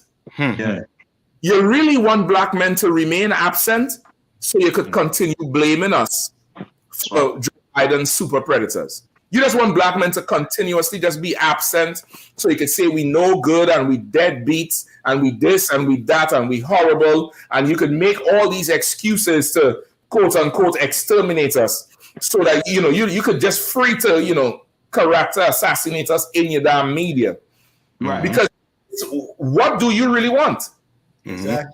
And listen, that movie was an excellent movie with the show how the young boy was struggling, trying to meet his father's standards, how he had to overcome his fear. And it would resonate with black people. You know why?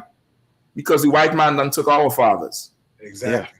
If you notice, anytime there's a movie with a father and son interacting, it always does well. That Fences movie with Denzel Washington. This one, The After Earth, with black people I'm talking about, it does well with us. We like to see the interaction of a black father figure and a son. Q with Denzel, when he wanted to kill the whole hospital for his son, black people love that movie. Exactly. You know why? Because it's showing something you took from us. Exactly. And left a hole in our community, left a void in our community. So when we see it, we gravitate towards it. But this brother is very symbolic, and black people should unplug from the white man's propaganda. Yes, just plug your mouth from the white man's never end, because everything he lets out, you taking in. Just detach from him for a second, so you could see beauty in something like this. That's right. And you would strive to have your own society where this is normal. That's this right. Normal thing, man. That's right. Absolutely normal. How many of us play sports, grew up playing sports, and the coach son right there training with you? Yeah. The coach right there training with you, getting brought up with you the same way. This thing here, we have to really separate from the oppressor, man. We destroying ourselves at this point. That's right. And he can't do this. I'm coming to that. If he can't do this, what about the poor black father who just driving a truck? That's right. Right, that's right. What about the black father who he save his money and he have a pickup and he have good them zero turn lawnmower machines and whackers? What about him? He can't pass on. He can't pass the plumbing on to his son. Right. If LeBron can't do this, what hope is there for poor black men to pass on something they learn, a trade, a passion, pass on themselves? You wouldn't even let brothers pass on themselves to their sons. You took us out the house. That's right. This thing is way deeper than some disgusting, filthy draft and NBA. You have some fools in the damn chat talking about, well, they didn't even draft him. Nigga, basketball is not life. That's right. It's not life. And what God did there is bigger than goddamn basketball. That's right. Making a statement as a father, you're going to respect these niggas. That's what he will. But you can't see it. That's right. I'm right. Nah, fact. Here, brother. No. You I mean, you hit the toe the park, the cap. And just to add the downside to a black man not being in the house, you're gonna open the papers and read one day, like this happened recently, where a white couple had 4 black kids as slaves. You understand? Where was their father? What did their father left them? That's how America wants you. You understand? Where there's nobody to protect you. So these bastards who really want to enslave black people could do it by just going and adopting children. You understand? I don't know if you all heard the story. I heard it, Cap. You understand? That's the whole play, to remove the fathers out the house. So now these predators, these real predators, these oppressors could get their hands on our kids and now enslave them. And Salaki, if I could. Just one more thing. Come on. I want to know if they're looking for any more of these kids. Because you know, if these people doing it, if these oppressors doing it, there's a lot of black people, a lot of black kids in slavery right now still. Yeah. Because you want to take the father out of the house. You don't want a father to leave no inheritance, nothing for their kids. Because these bastards waiting just in line to do this to your kids. So Lucky, come on. Are you? No, what you're saying is so right, Cap. The scriptures say, how can you take the strong man's good unless you bind him? You go into a strong man's house unless you bind him. They trying to bond us with making us feel guilty about us putting our sons in a position. Yes, I'm gonna tell you, in the UPK, we gonna practice nepotism here to its highest form. You know what I'm saying? You best believe it. You know what I'm saying? We get a ranch, you best believe everybody getting a cow.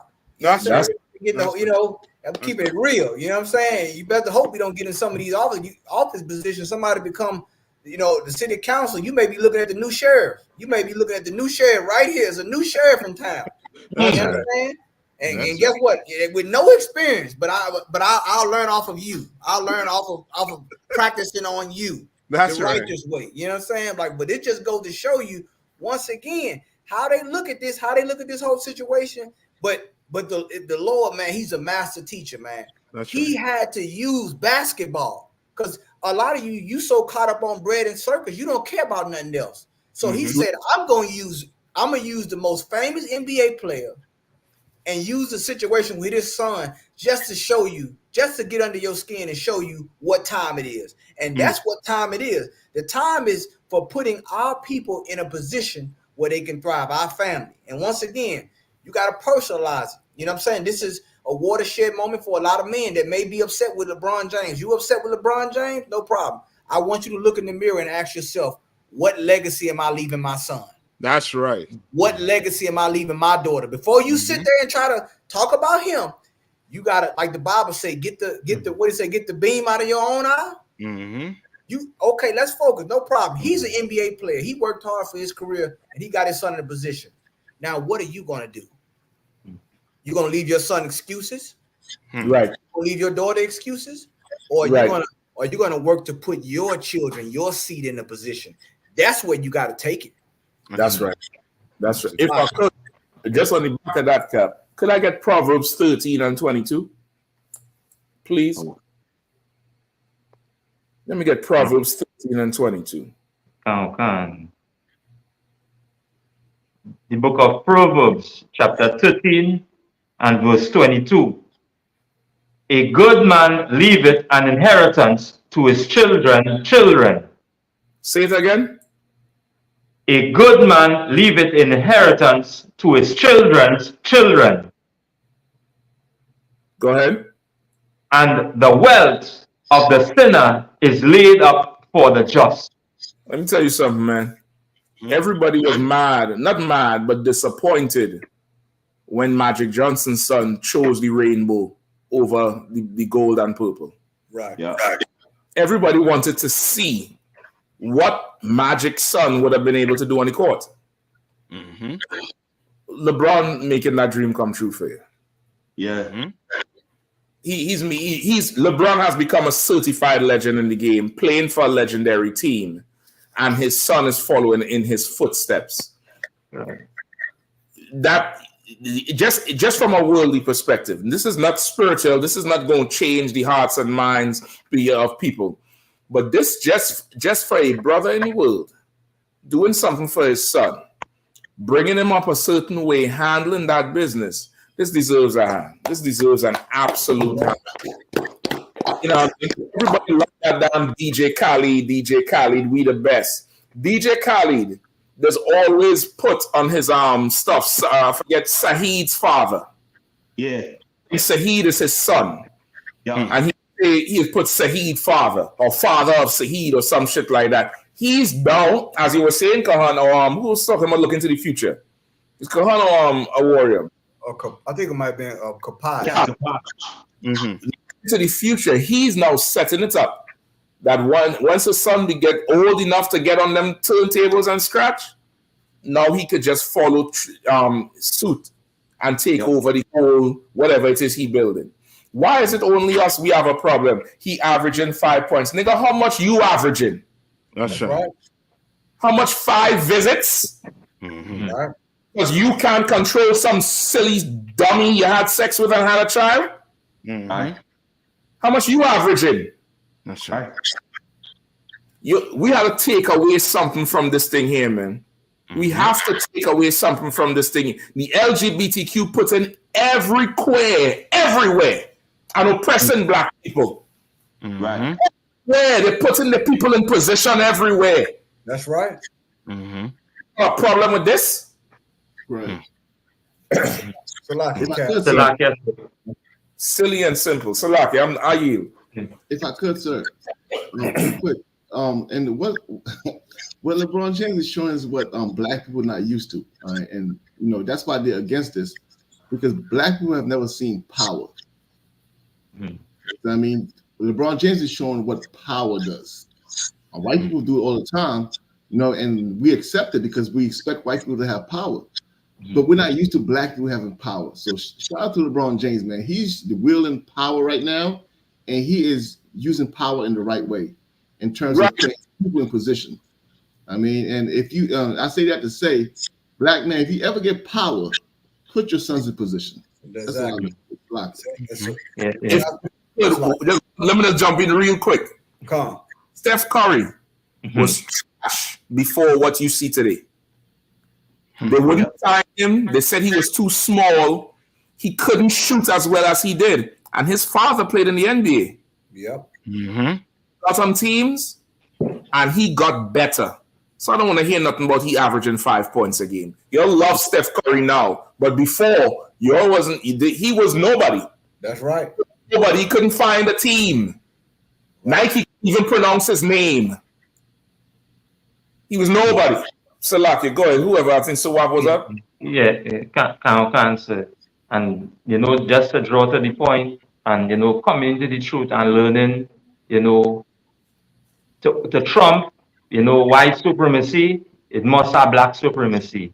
And, as we see the brother demonstrating that now and passing down that legacy and commanding General Leanna taught us something so valuable. In order for us, to trump white supremacy, we must have black supremacy. And this is where, see, brothers been raised up to.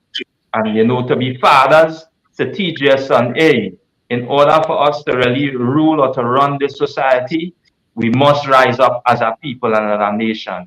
And as the brother demonstrate, passing down his legacy to his son and, showing him that, hey, this is how we're going to, trump this. Because now, just as we say, we watch, Joe, bringing up his son into that position of white privilege. Now we're seeing LeBron bringing up his son in this, position to black privilege. And this is why it's so important that we as people, as a nation, as you say, should really gravitate, or as you say, come into this, throughout the, as you say, Commander General has been doing something since 1969, holding down the legacy that, righteous black men passed down as fathers. And this is something that we should hold on to. And again, in order for us, to trump white supremacy, we must, understand that black people have a legacy, which is black supremacy. That's it. He said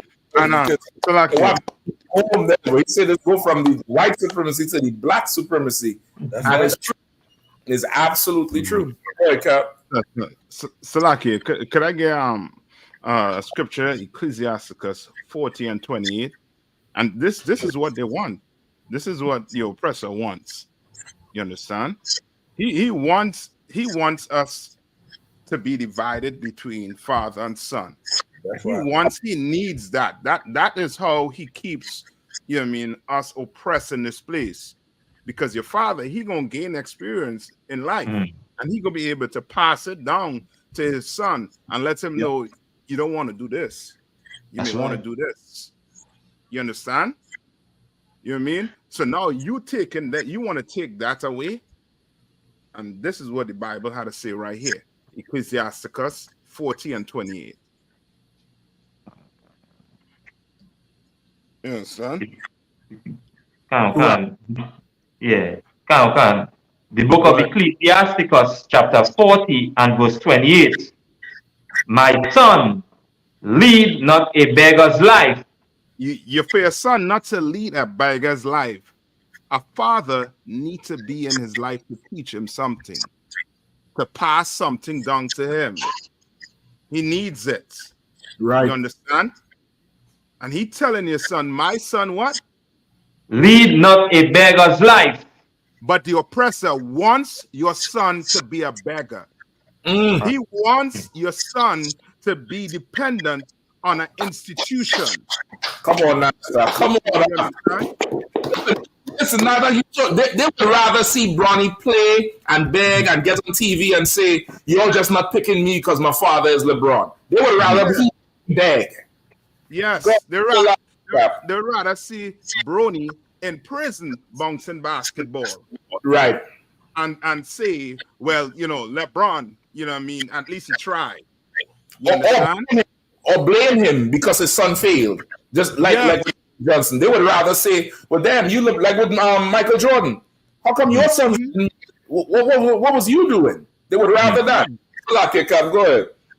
Yeah, read on. For better it is to die than to beg. A father could only teach his son this. A son could only learn this from his father. You understand? And you bastards, you all gonna see more black men standing up with their sons and their daughters. You Right. understand? The oppressor tried to rip that from us, try to take that from us. You understand? But we gonna stand up. You know what I mean? In the UPK under Commander Jay and Hannah. You know what I mean? We gonna raise strong black men. That's right. Who ain't, you know what I mean? Who don't give a damn about money, but give a damn about passing down this truth to their sons and daughters. That's right. You understand? Which is the real inheritance. That's right. That's right. So we get something passed on to us from Commander Johnny Hanna, which is the ability to speak the truth and speak boldly and stand and defend black men, stand and defend black people. But definitely, the UPK has been a vanguard for brothers when the world done deem brothers, piece of filth and wrong. Right. And just now, listen, Bronny could grow up and turn into Dwayne Wade's son or marry some white woman. Don't try to come back and say, see, this is who you're supporting. You're an idiot. We're looking at the spirit of it and the optics and the imagery of it and what it does for our people.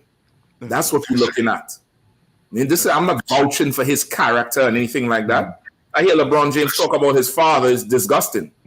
But this is something we could take away from. Salaki Khan. And if I could, like you said earlier, Captain Shot, like you got to look at the records. This Bible is an inheritance. Right. The Bible say, the scriptures say that he give us the oracles of the Lord. He give us his covenant. You understand? And we don't deserve it. You forgot that part, right? Come on. You forgot that we don't deserve to be saved. You forgot that part. Right. You forgot that he had to send his only begotten son to get us out of this hell. You forgot that part though. Oh, you think you're worthy. You think okay. We can take it to a whole nother level with the Bible. Right. We chose draft. We were wrong. Yeah. He get rid of us. Goddamn. Exactly. Because we were not worthy. But because he's our father and he made provisions for us, even though we were undrafted. Right. And he managed to put us in a position to receive a crown because of our King Yahweh Shah. You understand? Right. And like if you don't understand this Bible, you better look at Mattathias with his sons. You better go in the Apocrypha and look at how he got down and how he put his sons in a position. And they held that position. I mean, that created the Hashmonean dynasty, and their offspring were in charge when Christ came on the scene. You got to understand how legacy and dynasty is, how power is operated. But the problem is you don't know how power operates. You don't know how, but allow yours truly, the ISUPK, to teach you. That's right. To educate you on these different topics and to bring out different angles, like we do with so many topics. You understand? We understand that you have all the sports critics and everybody saying about the average points and all this and so forth, but understand the macro level of it when it comes to black people, to black, Hispanic, and Native American Indian people, so-called First Nation people. This is what we are supposed to do. This is how we get back our legacy. This is how you always talking about generational wealth. Well, let me tell you something. You go from rich to being wealthy through nepotism. That's right. Don't ever forget that. Wealth is a system. It's a system. I buy from this. You got Amalek. Did they sell diamonds down in New York? They shake hands when they do a deal. They don't even one bring the briefcase with the diamonds, the other bring the briefcase with the money. They don't even write a contract because they family been doing business for 50, 60, 100 something years. Right. They just shake hands and exchange the briefcase on good faith. Why? Because of family, because of nepotism. Yeah. And Salakia Cap. Oh, this topic is so heavy, brother. Damn near, I think we had a part 2 on this one because it fosters a certain amount of brotherhood and tightness amongst family. Because now, man, I remember you hired my son, and look into the future. To a father, a brother is helping secure his son's future, where his son don't know how to be a beggar. Right. You do that, you help my son, I help your son, we help your daughter. Now the whole community is tied together. Now the whole community is tied in together. Somebody make it to somewhere. Who's going to be their agent? Who's going to be their chef? Who's going to be their physio? It had to be somebody from the community. Now you're seeing why every time these sports athletes and these singers and these actors have all these devils around them. You wouldn't even give it to your own flesh and blood right in you, and you feel bad about it. While they don't. Yep. They don't do that. They'll hire right down in the son, the daughter, whoever else, whichever actor. What's them actors in Hollywood is not Affleck. It's Michael Douglas and all of them. Cook Douglas, yes. So all of them is actors together. Yep. And there's only one pulling them. Charlie Sheen and his brother. Like this is how this thing works. We don't understand it because you think like a white man. You talking about he averaged 5 points? You think like a white man. You are an oppressor to your own people. But guess what? Your son is going to need help from Commander Johnny Hanna, and that's nepotism. That's right. You're going to learn to love it. You're going to learn to love it. Yeah, I mean, can we write up on 12? I enjoy this show. I need to do another one. Listen, I'm all for it, man. I'm all for it. All them brothers should go and pull this one in and that one in and make a whole league. Because you know what's next? If LeBron was giving contracts to what's the brother who couldn't pass the basketball? J.R. Smith. J.R. Smith, the one with the eyebrow. Remember he brought him in? The big old tall one with the eyebrow. Yeah. He brought him in. I mean, if he could do that with them, and then he now doing it with his blood, brother, the NBA better do something because soon ain't gonna be no NBA. You know? Right. The end gonna stand for another word. And Cap, he got another son, Bryce. And Right. they you know what I'm saying? They talking about how he is, and he good. That boy can play. You know what I'm saying? He right be 2 years behind. You see how and he's steady growing. Right. Like they better watch this stuff. Like this is going to send channels through the thing. Like they ain't gonna be mad at nepotism when Beyonce passed the whole thing to that Ivy girl. Exactly. They ain't gonna be mad at that. Don't be mad at this thing here, man. Let black men shine with their children, man. All right. We need, and you see how if you look at him, he don't look shaken. He don't look scared. He don't have that thing that you would see now when that father is absent. Like that boy look good and stable. Right. He's sure of himself. Exactly. He have that short because listen, that's the branch from the root, and he's seeing the root. He's seeing where he come from. So give him that self-assuredness. And that's what we miss, man. Yo, don't let this be about basketball, man. Let this thing be bigger than that. Because we need it. We need it. November coming around, and them devils, they're gonna put everybody, they're gonna put the dog in office over your dumbass. That's right. They're gonna put the dog in there to bark at you. The white man put a dog in the damn cop car. You do something to the dog, you get charged with a damn felony for assault in a cup. You wanna tell you be mad at LeBron for putting his son in office and on the team? Right. Them putting dogs over you. That's right. And you want to talk about points and he wasn't good in the draft and shut your goddamn mouth. That's right. Man, listen, man, y'all gonna make me do something, say something here. Let roll to hell out, man. I'm done. Hell, I need to do a part 2 of this, man. Because I'm going to do it later. TikTok, I already go on TikTok cuss everybody out. Today gonna be Father's Day, God damn it. It's gonna be today. Because I said shit. I'm done. Listen, good show, man. I appreciate you all for coming on. I don't next weekend, Atlanta ATL. They're gonna be down in the ATL, man, for the Atlanta Cookout Monster Weekend Pass. Planned Salakia. Then we have what coming up next? Detroit Midwest Fire Weekend. That's coming up also. You all start getting it in, man. Go down there, support Commander General Hanna. Going to be doing lectures. Going to be down there. General Hyman doing his classes. All the generals going to be down there. General Mayak, General Haas, General Shalma, General Katham, General Q, everybody gonna be down there. The captain's gonna be down there. Y'all come through, support the truth, man. Listen, pay your tithes, ISUPK.com, 10%. Pay that thing in, man. Start putting aside money now for Passover, man. Don't That's wait. right.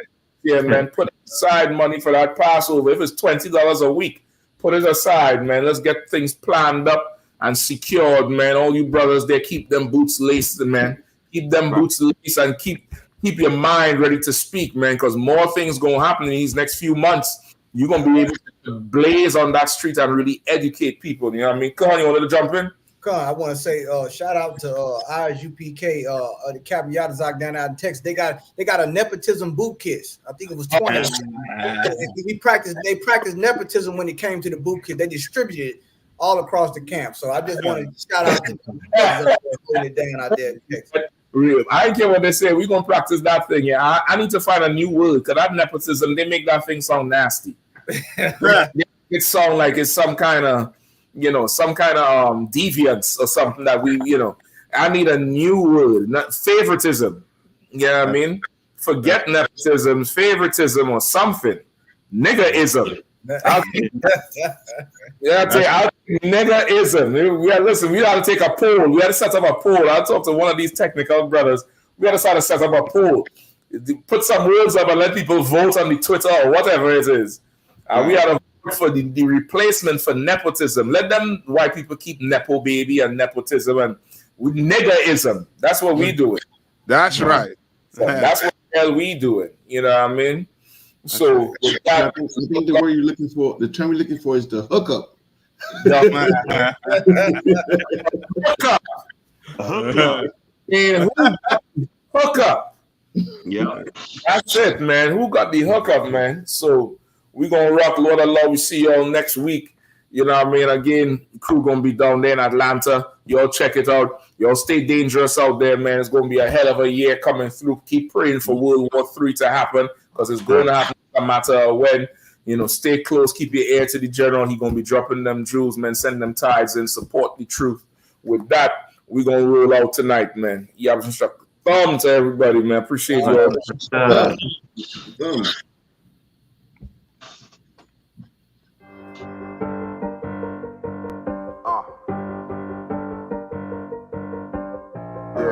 Get ready for an unforgettable experience at the Midwest Fire Weekend from August the 1st to the 4th.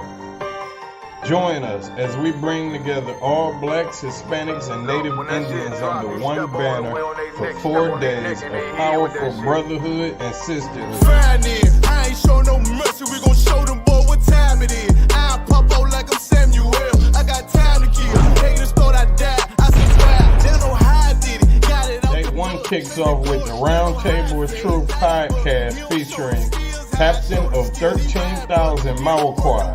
Also, we will be having a breakfast and sip event at 12355 Gratiot Avenue, Detroit, Michigan. Then, we will be having scripture breakdown with none other than 12 Shield General Muhammad from 7 p.m. to 9 p.m. Then later, we will be having game night.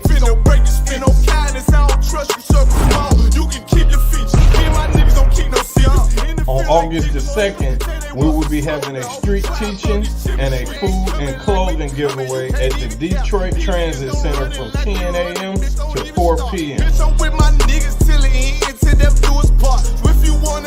Then you can join 13 Shield Commanding General Yohana for a powerful discussion. Are demons real and are they among us? From 7 p.m. to 9 p.m. After that, we will be having late night activities at our bar on 21530 Gratiot Avenue. On August the 3rd, we will be visiting the Charles H. Wright Museum from 12 p.m. to 2 p.m.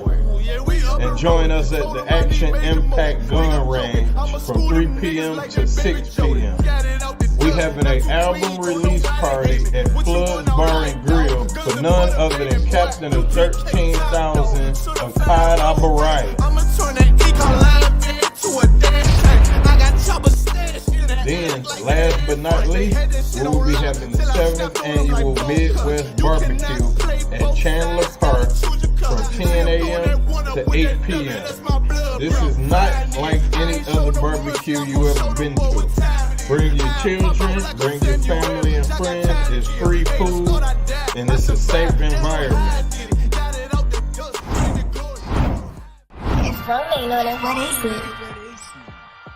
Also, get you a room at our hotel for special rates. Book now for a comfortable stay close to all of the action. Purchase your tracks today.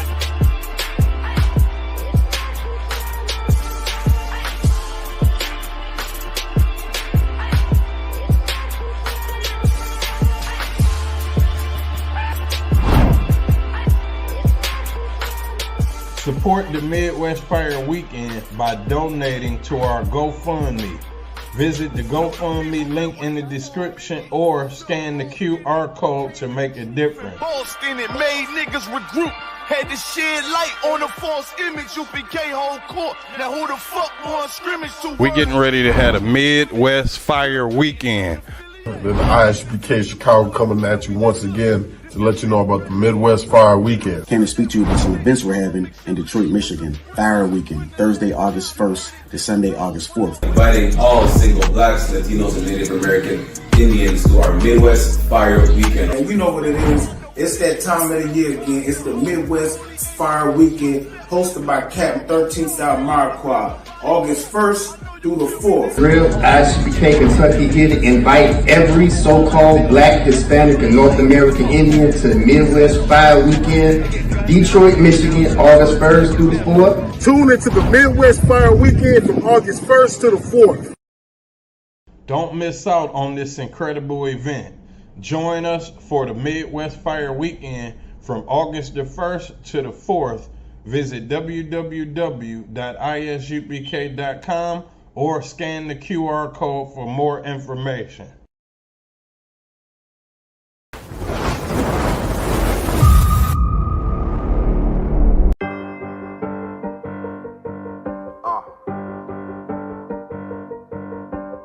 Yeah. On 44 shit, you know what I mean? Busy man.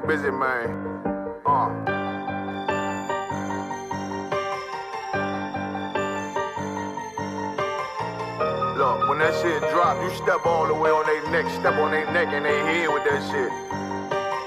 Fine in, I ain't show no mercy, we gon' show them boy what time it is. I pop out like I'm Samuel, I got time to kill. Haters thought I died, I survived. They don't know how I did it, got it out the mud, straight to glory. They don't know how I feel, he nice but he don't show them skills, how I show them skills. He ride but he don't work the wheel, how I work the wheel. They mad, I'm too solid, circle tight, yeah, vacuum seal. No, they want my life, I ain't worried, I got rank for real. I got real soldiers, kill for me, nigga, watch yourself. They say you been in beast mode lately, you is not yourself. When you dropping that fire, precious marriage, they inquiring. They can't stop what's coming, but I see them conspiring. Cross the line, them firing. This bitch here, finna break the spin. No kindness, I don't trust you, circle small. You can keep your features. Me and my niggas don't keep no secrets. In the field like Jeepers Creepers, say they want some smoke, dawg. So I brought these chimney sweeps. Coming like we coming, you can't even cap. These niggas don't run it like we running, bitch, don't even start. Bitch, I'm with my niggas till the end, till death do us part. So if you wanna leave, you can leave, bitch, bless your heart. Fine in, I ain't show no mercy, we gon' show them boy what time it is.